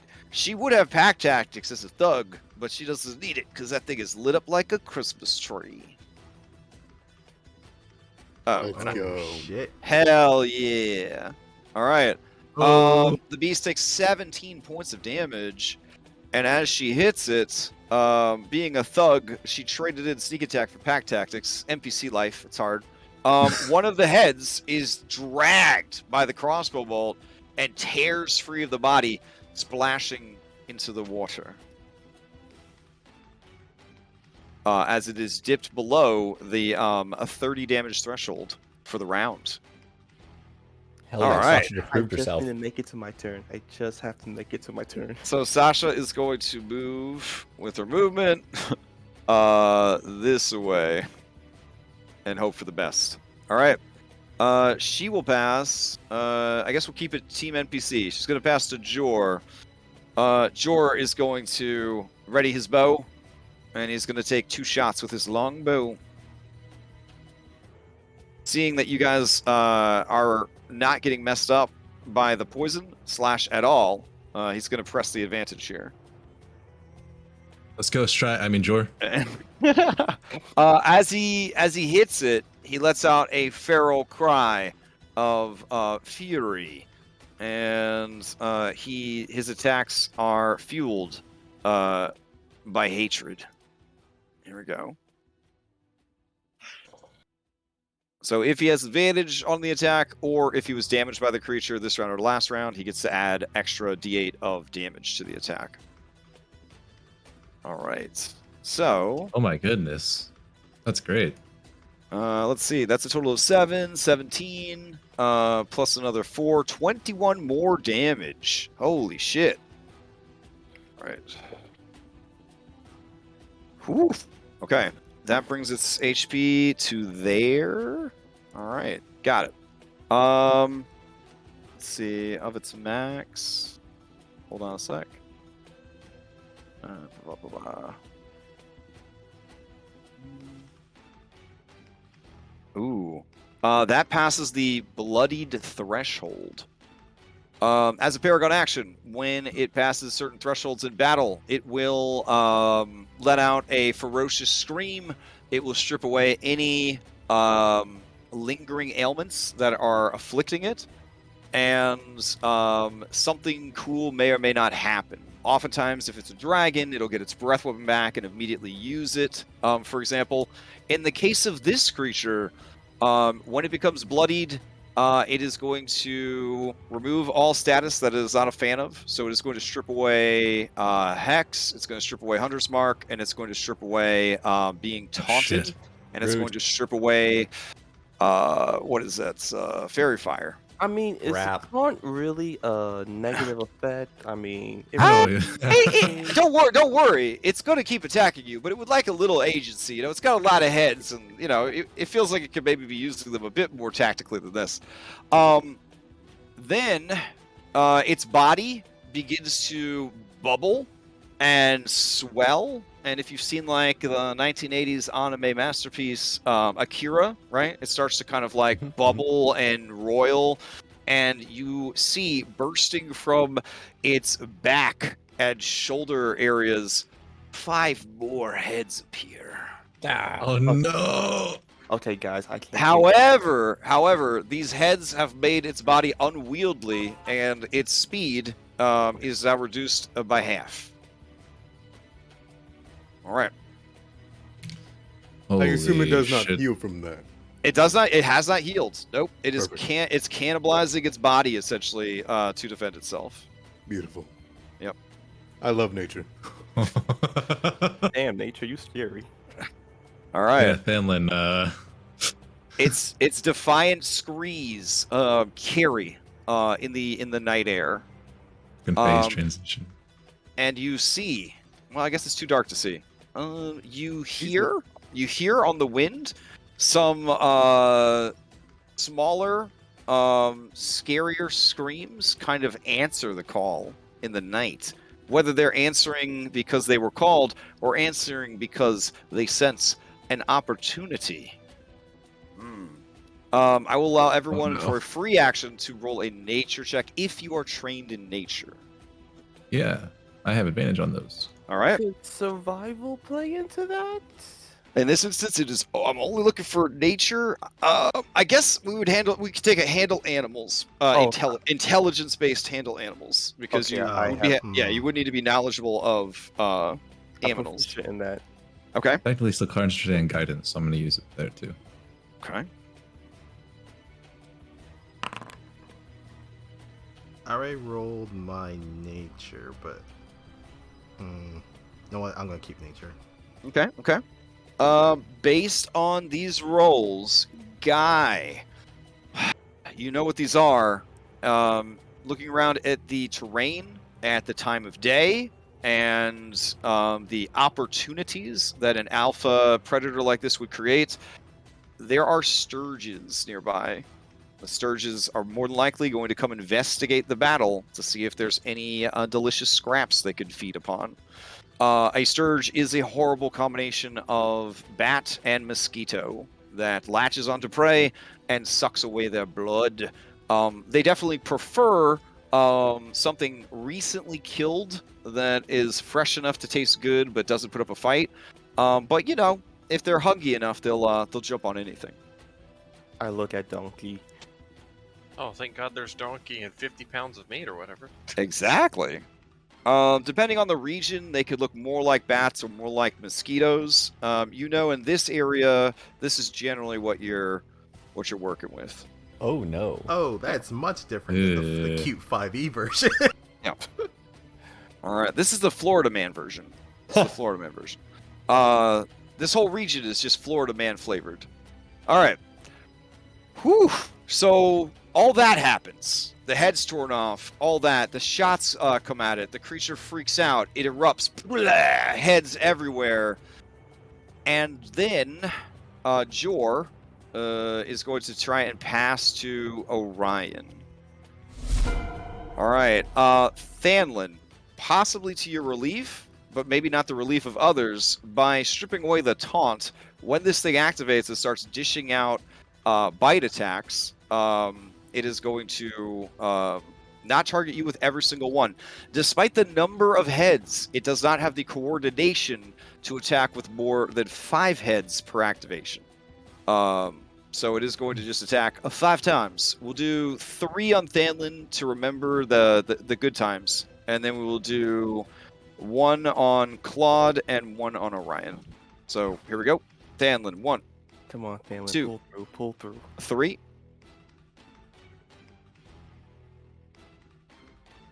Oh shit. Oh, no. All right, the second, let's see, the first attack does not hit. The second attack is a 27 for 10 piercing and 2 poison. And then the third attack is a 10, unless that previous attack dropped you, at which point it'd be an 18 and still would not be able to get through your armor that is protecting you. Do I take poison damage? Since toxin?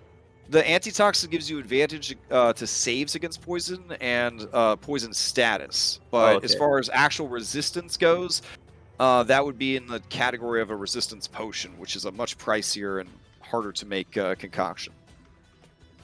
All right, Thaylin's. What it is protecting you against is the passive damage of like it bleeding out and stuff like that. All right, the third head tries to eat you and is unable to get through the armor. Claude, this head's coming for you. And then Orion, this head is coming for you.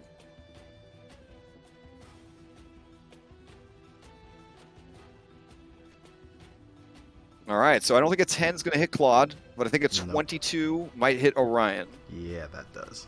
All right, so 11 piercing and a single point of poison damage, and Orion, you are up.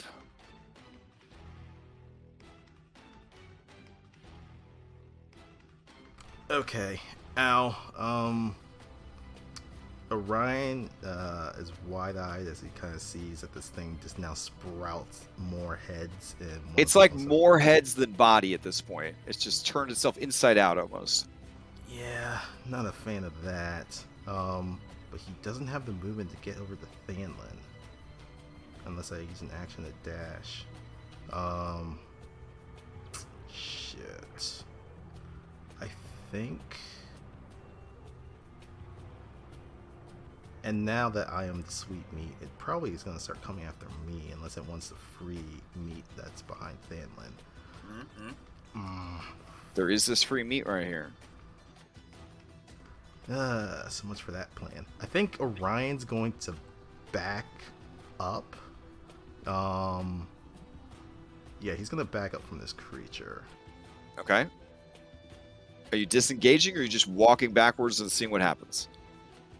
He's going to just walk backwards. If it makes an attack against him, he's going to use a reaction for nimble escape. Okay. It is definitely going to attack you. It has an ability called Reactive Heads. So can make a number of reactions equal to the number of heads that it currently has. So it's going to... But only triggering once, obviously. It's not going to hit you a bunch of times. Here comes the bite attack. It's at disadvantage. Oh, yeah, that's going to be a 13. Which is a miss. All right. All right, I just jump up as that thing tries to bite me, and it goes straight into the ground. He rolls. With that ferocity, he's going to mark it as his chosen quarry now. And then he's going to ready a shot against this creature, and Claude's going to do the same thing. Ready a claw against this creature as well. And bonus action, he's going to let out a roar and give Orion temp HP. Okay. Is that your chosen quarry? And you're going to give Orion... Or, wait, who are you giving the temp HP to? Claude is going to give okay. Orion temp HP. Oh, nice. Okay. And then? And he is going to pass it to... Who wants to take it? Because I'm thinking of passing it to Layla, if you want it. Maybe pass it here so that and it doesn't get eaten. Alright, I'll pass it to Guy. Alright. Guy, as they pass to you into the next round... let's see. The creature will burn another Paragon. It is focusing now on Claude, who is still up and going. It does not move from its spot, and it just leverages its attacks and starts trying to chomp down and bite at him. Right, there is no one else nearby, but there are these tasty hams. And they are magically enhanced. Yeah, it's true. All right. It's going to... gobble up. How many are within reach? All right, 3 of them. Okay, it uses 3 bite attacks to eat 3 hams, which leaves 2 bite attacks left for Claude. Here you go, Claude. All right, 1 and he'll retire and 2. Claw. All right.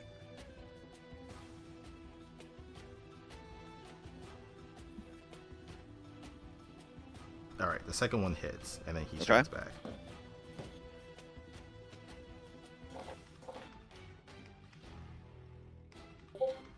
All right, 15 actually does hit with its body ruptured open to create these more heads.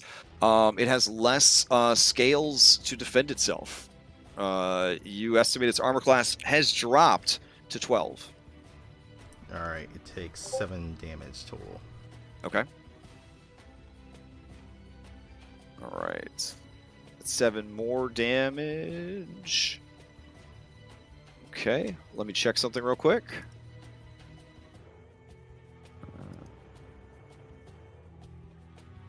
Okay, that causes another head to loose itself and kind of rise about on the ground before going still.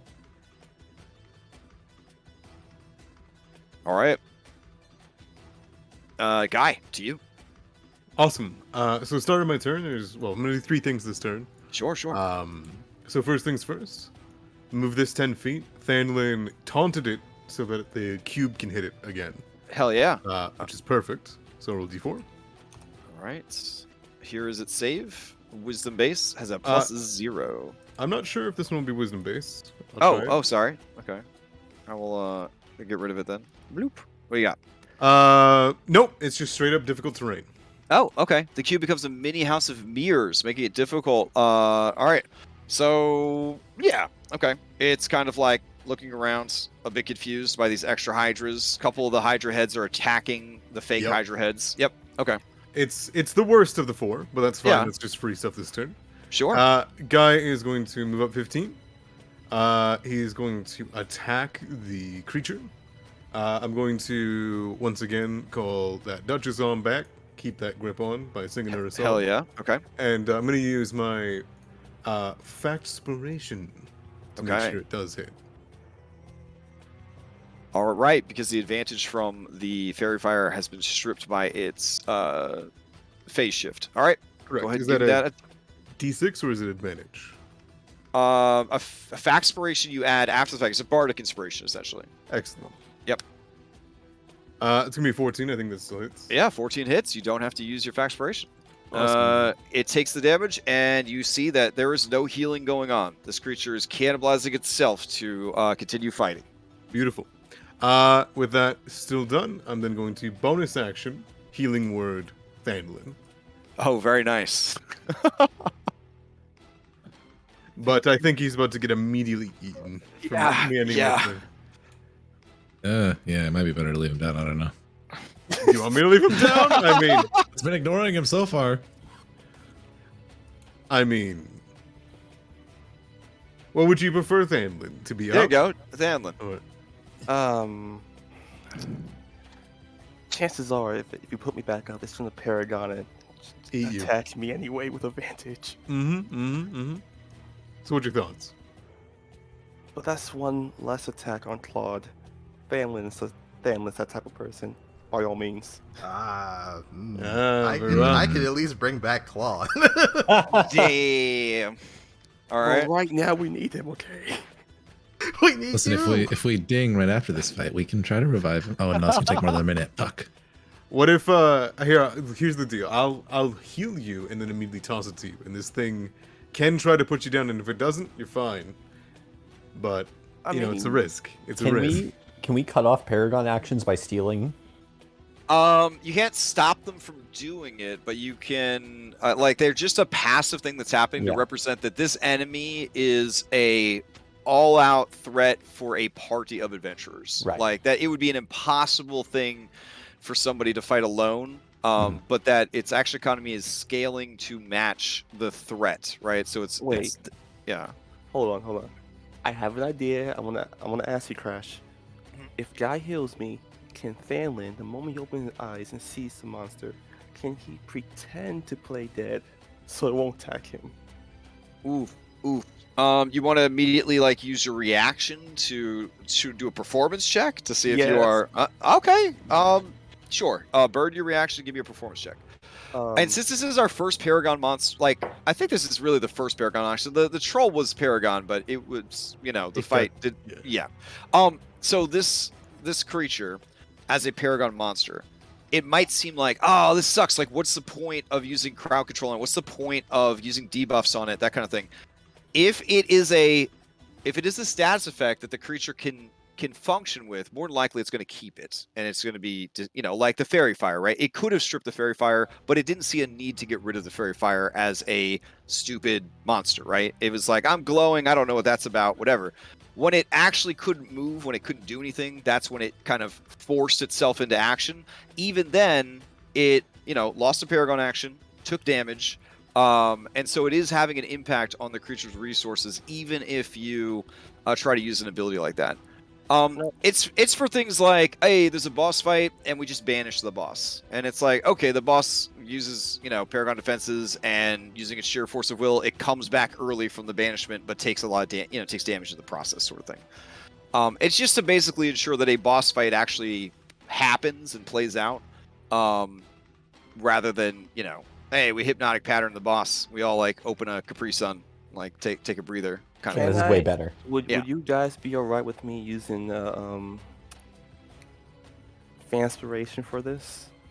Do what you That's gotta what do. I'm for. Yeah, Yeah. absolutely. Yeah. Okay. Is that Channel Okay. guy.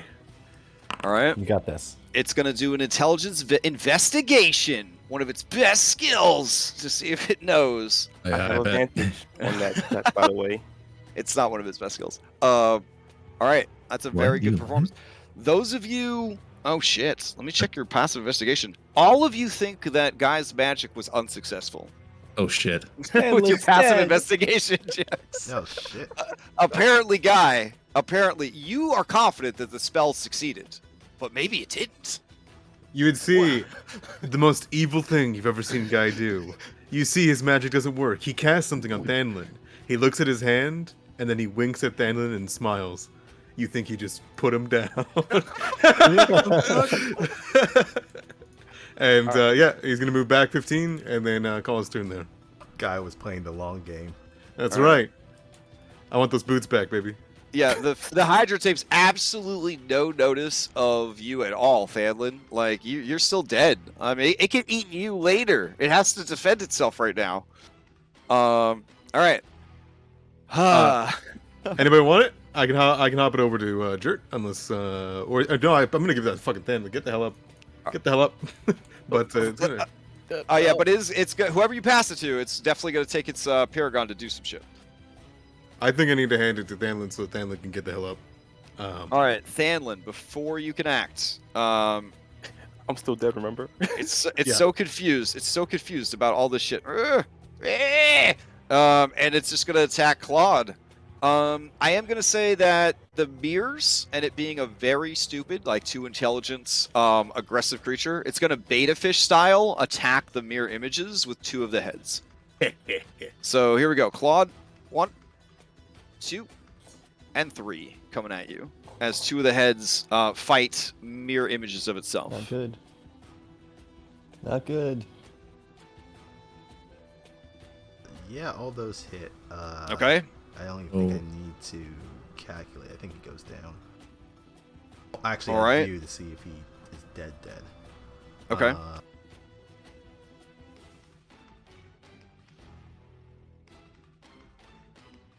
I think it'd be Okay. 2 failed death saves, yeah? Yep, the third one Okay. brings him with 2. All right. With Claude out of the way, and no longer a threat, the creature looks around to see who is next. This guy threw a stick at it. Not really worried about that guy. This person tried fire. That didn't do shit. It keeps getting blown up by these 2, and it took a lot of damage from this guy. So you guys are pretty confident this is where it's heading next. Well, in retaliation, Orion's going to lose his ready to action. And All shoot right. the thing. Orion's like, the monster's going to go away from me? I have an idea. He's not going to let it go after. He's not going to let it go after his friends. All right, beautiful. You do 9 points of damage. In its Plus, weakened... well, 10 damage. Oh, 10 damage, right. In its weakened state, that causes another head to fly free. All right. And, Guy, you had passed to me, right? Before the Paragon thing took place? Yeah. You can keep it there if you want. Okay. So right now, man, what should I... First, you see Thanlin struggle to, like, bring himself back up. Mm-hmm. Blood everywhere, mouth bleeding, nose bleeding. He wipes it off. He's then going to, like, tilt his head up to the Hydra's hundreds of heads or so. He's delusional, you know, he got hit in the head too hard. He's gonna just stare at it, and he's gonna use he's gonna call out to it and use Gaze of Conviction his last use of this. Oh my goodness. Okay. I didn't hear no bells. Oh my god. All right, the creature's gonna try a Wisdom saving throw. That's his bonus action. Shit. Oof. All right. All right. Would anyone have silvery barb? Silvery barbs. What the fuck do you think I am? An actual bard? How bad do you want to die, Thanlin? I mean, come on, man. Wait. I am. Is there a way I can give a disadvantage? I will sacrifice. I don't Only I might think live so. with it. I would sacrifice anything, Crash. If you want to do this Yeah. again next turn, I can help you. I mean, if you're alive and you're right next to it, if you just yell at it enough, it'll fucking turn around and attack you. Yeah. Okay. But I want all the smoke. All right, it whirls back around and fans all of its hoods. It is ready to keep battling. I thought you were done. Okay. You should dodge. Yeah, I was going to do that. I was going to use my action to dodge. Okay. All right. Man. And yeah, Thalin's going to pass to Layla. Okay. Okay. Layla, as it's past you, it's going to use its last Paragon, and it's going to attack Thanlin 5 times. Who knows? Here we go. 1, 2, 3, 4, and 5. All of them are disadvantage. Oh my god. All right. We got a 14. Got an 11. We got a 25 times. Shit. And we got a 16. But if the 25 drops you, you'll actually be a 22. And then I got a 20, which wouldn't hit even if you... well, no, actually, if... Oh, God. 24 would hit if it's disadvantage. Or, sorry, if it's advantage. Yeah, so let's walk it through. 14 doesn't hit. 11 doesn't hit. 25 hits. That hits. Damage is a 10, and then 5 points of poison. That puts me out. All right. Man, you wanted its attention. You got it. It attacks again. A 22 is going to get through your armor. It's going to be 2 failed death saves. Is it a straight roll because he still has the dodge status till his next turn? You cannot dodge if your speed is 0. So it drops when he goes down. When he's incapacitated. Yep. Yeah. Gotcha.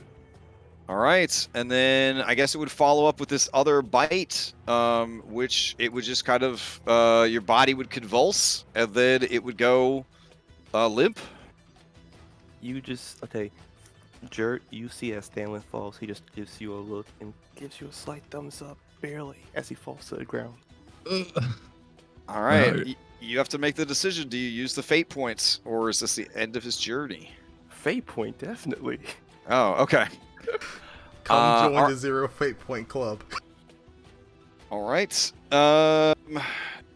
So his body is just assaulted. 1, 2, 3, 4, 5. All heads just rain down upon him, and you hear the clanking of metal and the rending of flesh. With mighty screes, it pulls its mouth back, and there is Thanlin's blood mixing with the frothy, poisonous spittle.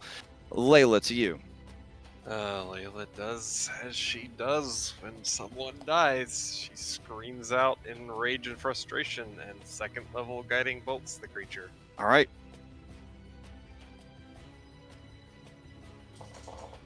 Trying to hit an armor class of 12.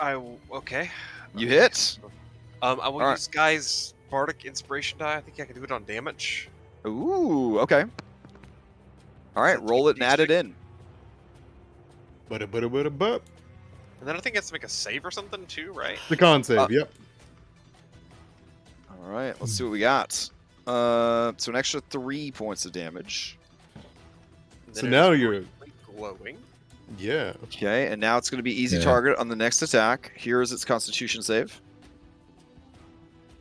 Try to crit fish it with all of my bonus dice. Ooh, it does not make the save, so it Takes takes the extra 4 four. points of thunder. It takes full damage from thunder. All right, and the amount of damage that you dealt to it is enough to take off 1 head, and not a second head, but it does take off another head. Okay. We got DPS this bad. He's got a good. Those of you who are tracking the math, it seems that the heads are coming off twice as fast now. That it sacrificed its defenses for more offense. I blasted scream range. I'll actually pass to Jor because he's got that really cool ability when he has advantage. So maybe he'll get. Dope. Okay. Unfortunately, the creature has spent all its Paragon actions, and it is out for the round. So since it took damage, it is going to steal to start a fresh turn. Alright. Should we spend a Fanspiration here? Yeah, That's what I was thinking. definitely. Oh, you're going to give a Fanspo for Jor to interrupt? That's kind of cool, I guess. Alright, is that what you want to do, or do you want to pass to a player so a player could go? Oh, if I pass to a player, they could use their. We can ready up. I can ready up. Ready a shot or Barnes So- can. I can also ready, yeah. Whoever I mean, I guess Pass down the line. whoever has like a. You just did recap the session, right, Barnabas? I did. Yes, I'll pass to you, and you could use that to interrupt. Oh, I got Really it. So save you're our going to use. Fanspiration. Oh, Mhm. okay. Yeah, Because that now that he's out of Paragons, he can't do anything until his activation comes up. So as long as you can prevent him from getting his activation, Nice. Yeah. he Let's is just out of already it. up. Yeah. Oh, very nice. You Already basically up. have Very locked good, down. Okay. So I use my Layla, you Demon spend. Inspiration, Okay. and then So you use sorry. it to steal. All right. So you're up. and Let's do then this. upsetedly, I will remark him with my hex, but this time it'll cost me a spell slot. Okay. I get one free a day. Nice. And then I'm going to hold an Eldritch Blast and pass to Orion. Okay. All right. All right. When you pass to Orion, it can't do anything. So Orion, you're up. I think Orion's actually gonna run up towards Claw, take out a healing slab, and give. Wait. Hold on, Barnabas. Action economy. Hex is a concentration. Readying a spell is a concentration. So. So which do you want to do? Oh no! I guess I'm just gonna Eldritch Blast. Okay. So if Alright. if you keep the hex and shoot it now, it'll take damage. It'll try to Right. steal again, and then someone Right. else will need to spend a inspiration to steal.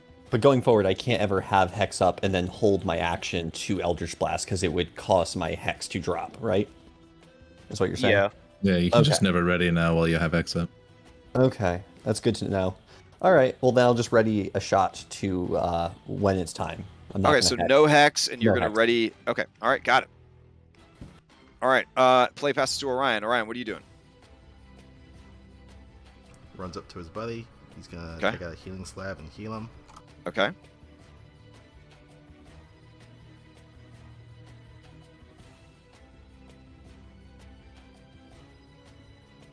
That's fine. All right. With a ragged breath, he starts breathing regularly, and opens one eye to look at you. I got you, buddy. He's gonna take a step back. Okay. It will try to bite you because that's going to move out of its 15-foot reach. That is fine. I will use my reaction again to give it disadvantage. Nimble All right. step. Here comes the attack with disadvantage, and it's going to be a miss. Alrighty. And then for Claude, he spends half his movement to get up. Mm-hmm. He's going to just take the dodge action, Okay. and then I will pass it to Layla or Jarrett. Which one do you want it? I'm just gonna use a bonus action and ready. So, All right, I'll pass it to Jarrett. okay, I'm going to, as Thanlin gets crunched, Jert's expression turns dour, and with a hateful gaze, he activates his hunter's target, or hunter's mark rather, Mhm. and then is going to hold an action and not moved, so that he can activate his trained accuracy and accuracy reserve to give himself bonuses. Okay. That up here, so he gets a +1 to weapon attack rolls if he doesn't move. All right. And then I'm gonna. The trigger for my ready to action is Jorah's shot. Okay. Very nice. And, Very pass nice. to Layla. I think I already went this round. Oh, you did? Okay. Yeah, because Yeah. Layla's who started the Yeah. chain. Yeah, my bad. So Yeah. Orion went, No, and no then problem. Jert went. All right. You want to pass to Sasha? Sasha will hold also. Yeah, I think she's the last one. Okay, and then she will pass to Jor. And Jor, in a calm voice, says, "And now," and he looses his bow shots. This first one will be at advantage, unless other people want the. He gets the extra 1d8 though if he does it. So, I guess. Let him have it. All Yeah, right. he can have it. All right, so that's gonna hit with the extra damage. The second bow shot. All right, and then I'll throw Sasha's in there, and then you guys start dumping them in there. Let's see what the total damage is. I think that's good. Yep. Not got a damage, but I got him. All right. Every Plus little 2 bit. fire. Every little bit's gonna help. Every little Plus bit's 2 gonna help. fire. Oh, all right.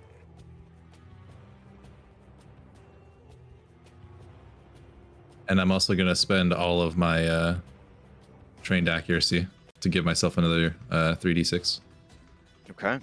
We're all just screaming and firing at this thing. For Thanlin! Oh, you guys. So that's a total of 24 for me. Whew. All right. So let's see. 24. Minus the Eldritch Blast and the fire. Minus the let's see, the 2 bow shots. And then was anybody else firing or shooting? Sasha. Yeah, Sasha got a Okay. 8, unfortunately. That's yours. Okay. Ryan holding something? Yeah, Ryan, were you holding a shot? No, you used a salve, right, on your ally? Okay. All right. The creature dies as a storm of attacks come at it from all directions. The heads hiss and snap at the incoming attacks, spraying poison blood everywhere. That Claude, thanks to the antitoxin, stoically shoulders and kind of dodges out of the way of others. The creature's body undulates and bubbles and boils as the flesh is desperately attempting to grow more and more heads, but they just appear as half malformed things that immediately die. The creature goes to move, tries to do something, and with a horrible sort of deflating shudder, its whole body just begins to writhe and wiggle, and it falls to the ground dead. So that he Holy doesn't shit. get consumed in acid and poison, Layla will run over to Thanlin's body and try to roll it out from the... Oh yeah, I was gonna say Claude's right there. If he can use his reaction to just grab Thanlin and drag him away before the body collapses on him. Yeah, sure. Holy shit, guys, we did it. And then Right. chest compressions. Man, he only survived this one adventure. Short time on the road. Dude took over 20 attacks, something like that. I think I took over 30 attacks. Holy I crap. think he's got man, his good job. fill. He's caught up now. I want to point out that with Pass Without Trace, you could have completely skipped this encounter. I just want to point that out. Like that. Yeah, but we wanted to use it as a bargaining chip with Rocklena. Oh yeah. Also a litmus test to see to get our confidence back from the Fomorians. He's So- like, how do I know you guys are gonna help us? Well, I mean, we killed this fucking Hydra. Like, So, hearing the Sturge is coming, guys, Yeah. I'm gonna drop the Mirror's Mischief, pull everyone close, kind of grabbing Jor by the arm, Yeah. and gonna move up and then immediately cast Pass Without Trace and hide the body. And, like, Ooh, cover us all. So no great idea. Great Yeah. idea. All right. Phelan was unconscious the whole time. Mm-hmm. All right. Let me see. Got a couple things we got to do here. We got to end combat. There we go. All right. You see a flock of no less than a dozen of those hideous bat-winged insects arrive on the scene. As they do, they begin to flit and fly about at a distance that you imagine would be just outside of the Hydra's reach, as if they are well practiced in scavenging off the creature's hunts. And as they sort of fly in and look around, let's see. I think you guys should be able to see them now. I like the default ones from Foundry because they have like a little top down with a little shadow, like they're flying around. It's really cute. They also look great when they're on top of a miniature, sucking its blood. You know what I'm talking about. All right. So as they look around for tasty treats, the only tasty treat that is nearby is this head, maybe a couple of heads that have sunk to the bottom or sort of floated away, and then this juicy ass ham right here. This juicy ass ham. All right. As long as you guys are trying your best to just like lay still and not move, they will sort of descend and begin to drain the blood from the Hydra's necks and heads. A few of them will land on the meat. You see their horrible dagger-sized proboscis just stab into the meat, and then you hear like a slurping sound as they start to suck juices out of the meat, and you watch in horror as the meat almost sort of turns inside out as whatever their proboscis is doing is sort of liquefying the meat so that it can be drunk up like a fucking milkshake. With a horrible farting sound, they pull their proboscis free, let out screes of joy at this bountiful meal. Some of them are just inflated like water balloons with liquefied flesh, and lazily they take flight, leaving the scene.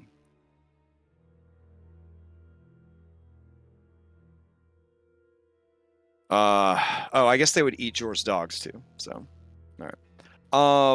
With just a shuddering sob, Sasha looks at looks at the fallen body of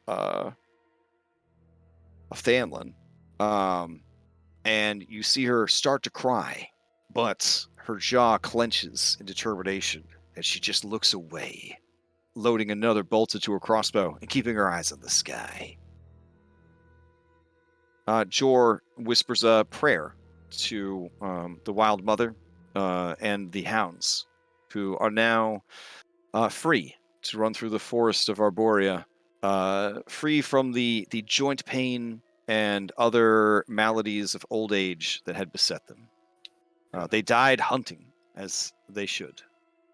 I'm going to start working on undoing the top of his plate so that I can do padding, shirt, and check out his chest, his heart, lungs, and see if there's thing beating in there. Okay. So Thanlin, you intend to keep fighting. What will you carry forward from this battle as a reminder of what happened here today and what transpired? I will say that after the Hydra had bit into him, it sort of dug through his armor and caused a large scar, like X shape on his chest, and maybe a little bit of acid got on his cheek, poison got on his cheek, and it sort of burned, leaving a mark there as well. Okay. Y'all see Geralt of Rivia in the bathtub, and you wonder, how did it end up like that? This is how it ends up like that, folks. This is how it ends up like that. The Hydra. I will point out that this Hydra is a mighty creature. Easily one of the strongest creatures in the region. Well, not like the entire Elsir Vale, but like, in and around Drellin's Ferry. If someone consumes the entire heart, not only will they gain the benefits of a regeneration spell, they will also gain a fate point. If you split the heart, you can split it between up to 5 people, and those 5 people could gain the benefits of a regeneration.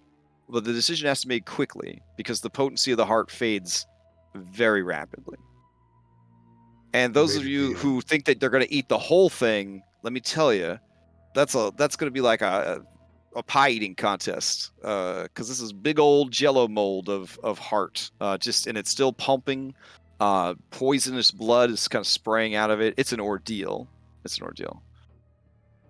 We made Okay. a deal. Whoa. Oh. Yeah. If we tear some off, I think we can save him. Oh, that's a good explanation I there, can Layla. Nice. Yeah. I can make something into this. We can save him. Tell me what's a code. He's still beating just underneath. We need to dig that heart out quickly. All right. Right. Jor Sure. is a practice ranger. You're a practice ranger. Yeah. Yeah. I would say between everyone in this party, you have all of the things that you need to successfully harvest this creature. The only thing I will require a check for is to extract its spine in a manner that would preserve the spine for later use as a powerful magical item. I think Orion has harvesting tools. Mm-hmm. And I have them too. I would let someone use them if they want. I'll Okay. take those. beautiful. Anyone who's if we have somebody proficient in it, so is Guy will help them. All right. Yeah. And I have advantage if I can use survival to harvest. I'm gonna be focused on just kind of menacing and like I'd like to guidance. Sorry. RP wise, keeping them alive long enough to get the heart in them. Beautiful. Oh, sorry. Oh, never mind. All right. Now, is the roll from Jert the one I'm looking for? Yeah. Okay. With the assistance of the guidance spell, you are able Nice. to do it. So the spine, it might seem like an incredibly large thing given the size of the creature, but where it kind of bunches up into a strange, horrible matrix of bone right around the sternum where all the heads erupt from, there's actually a very simplistic, almost snake-like spine that runs out and then down to form the tail. The section that you're after is about 7 feet long. And from what you understand, according to stories and legends, this could be used to create a staff that can enhance healing spells that are cast through it if it is used as a spell focus. So just add intact Paragon Hydra spine. The weight of it is significant. It's about, currently, it's about 40 pounds of bone. All right, so you have the heart. That was Jor's primary focus. Up to 5 people can eat it. You must eat at least 5 pounds of it over a course of 10 minutes. Now I know we want to give it to Thanlin, and I'm cool with that as well because he Mhm. performed super well in that fight. But hear me out. What if we gave it to Sasha? Because then she can't die, right? Or like she could, but then she could come back. If you gave her a fate point. Oh man, Yeah. I mean that's pretty intense. I would allow it, but I do. I I'm will half point out that joking, but I mean- according to Guy, you guys did make an arrangement. Whether or not this guy cares enough to put up an argument about it, he's just trying to get back like a couple fingies. So Oh yeah, fair. maybe heal that arthritis a little bit. He does have some arthritis. That's right. He's missing 2 fingers. I forgot about that. But if we feed the whole thing to Sasha, then Thanlin can't have any. No, yeah, Maybe exactly. he could eat a single strip. Oink. So we are at time. So I think you guys have till next week to decide what to do with the heart. The heart has to be consumed within 10 minutes of the Hydra dying to have its effect.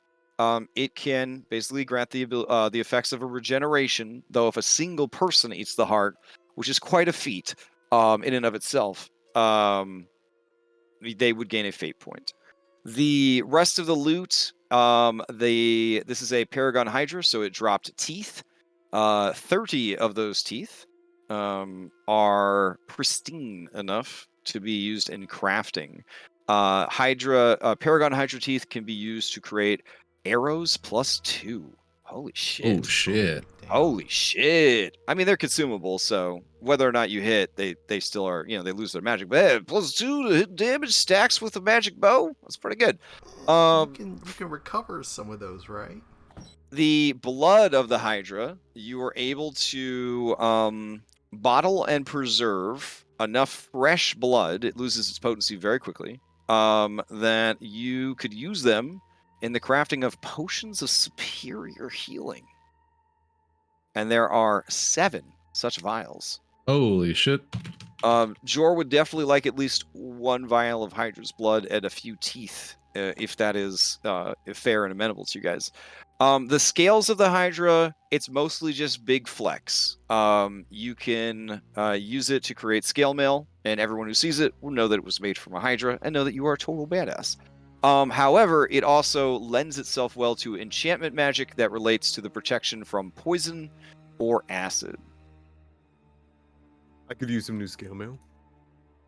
Okay. And there is enough scales left from the Hydra to make 1 suit of medium scale mail or 2 suits of small scale mail.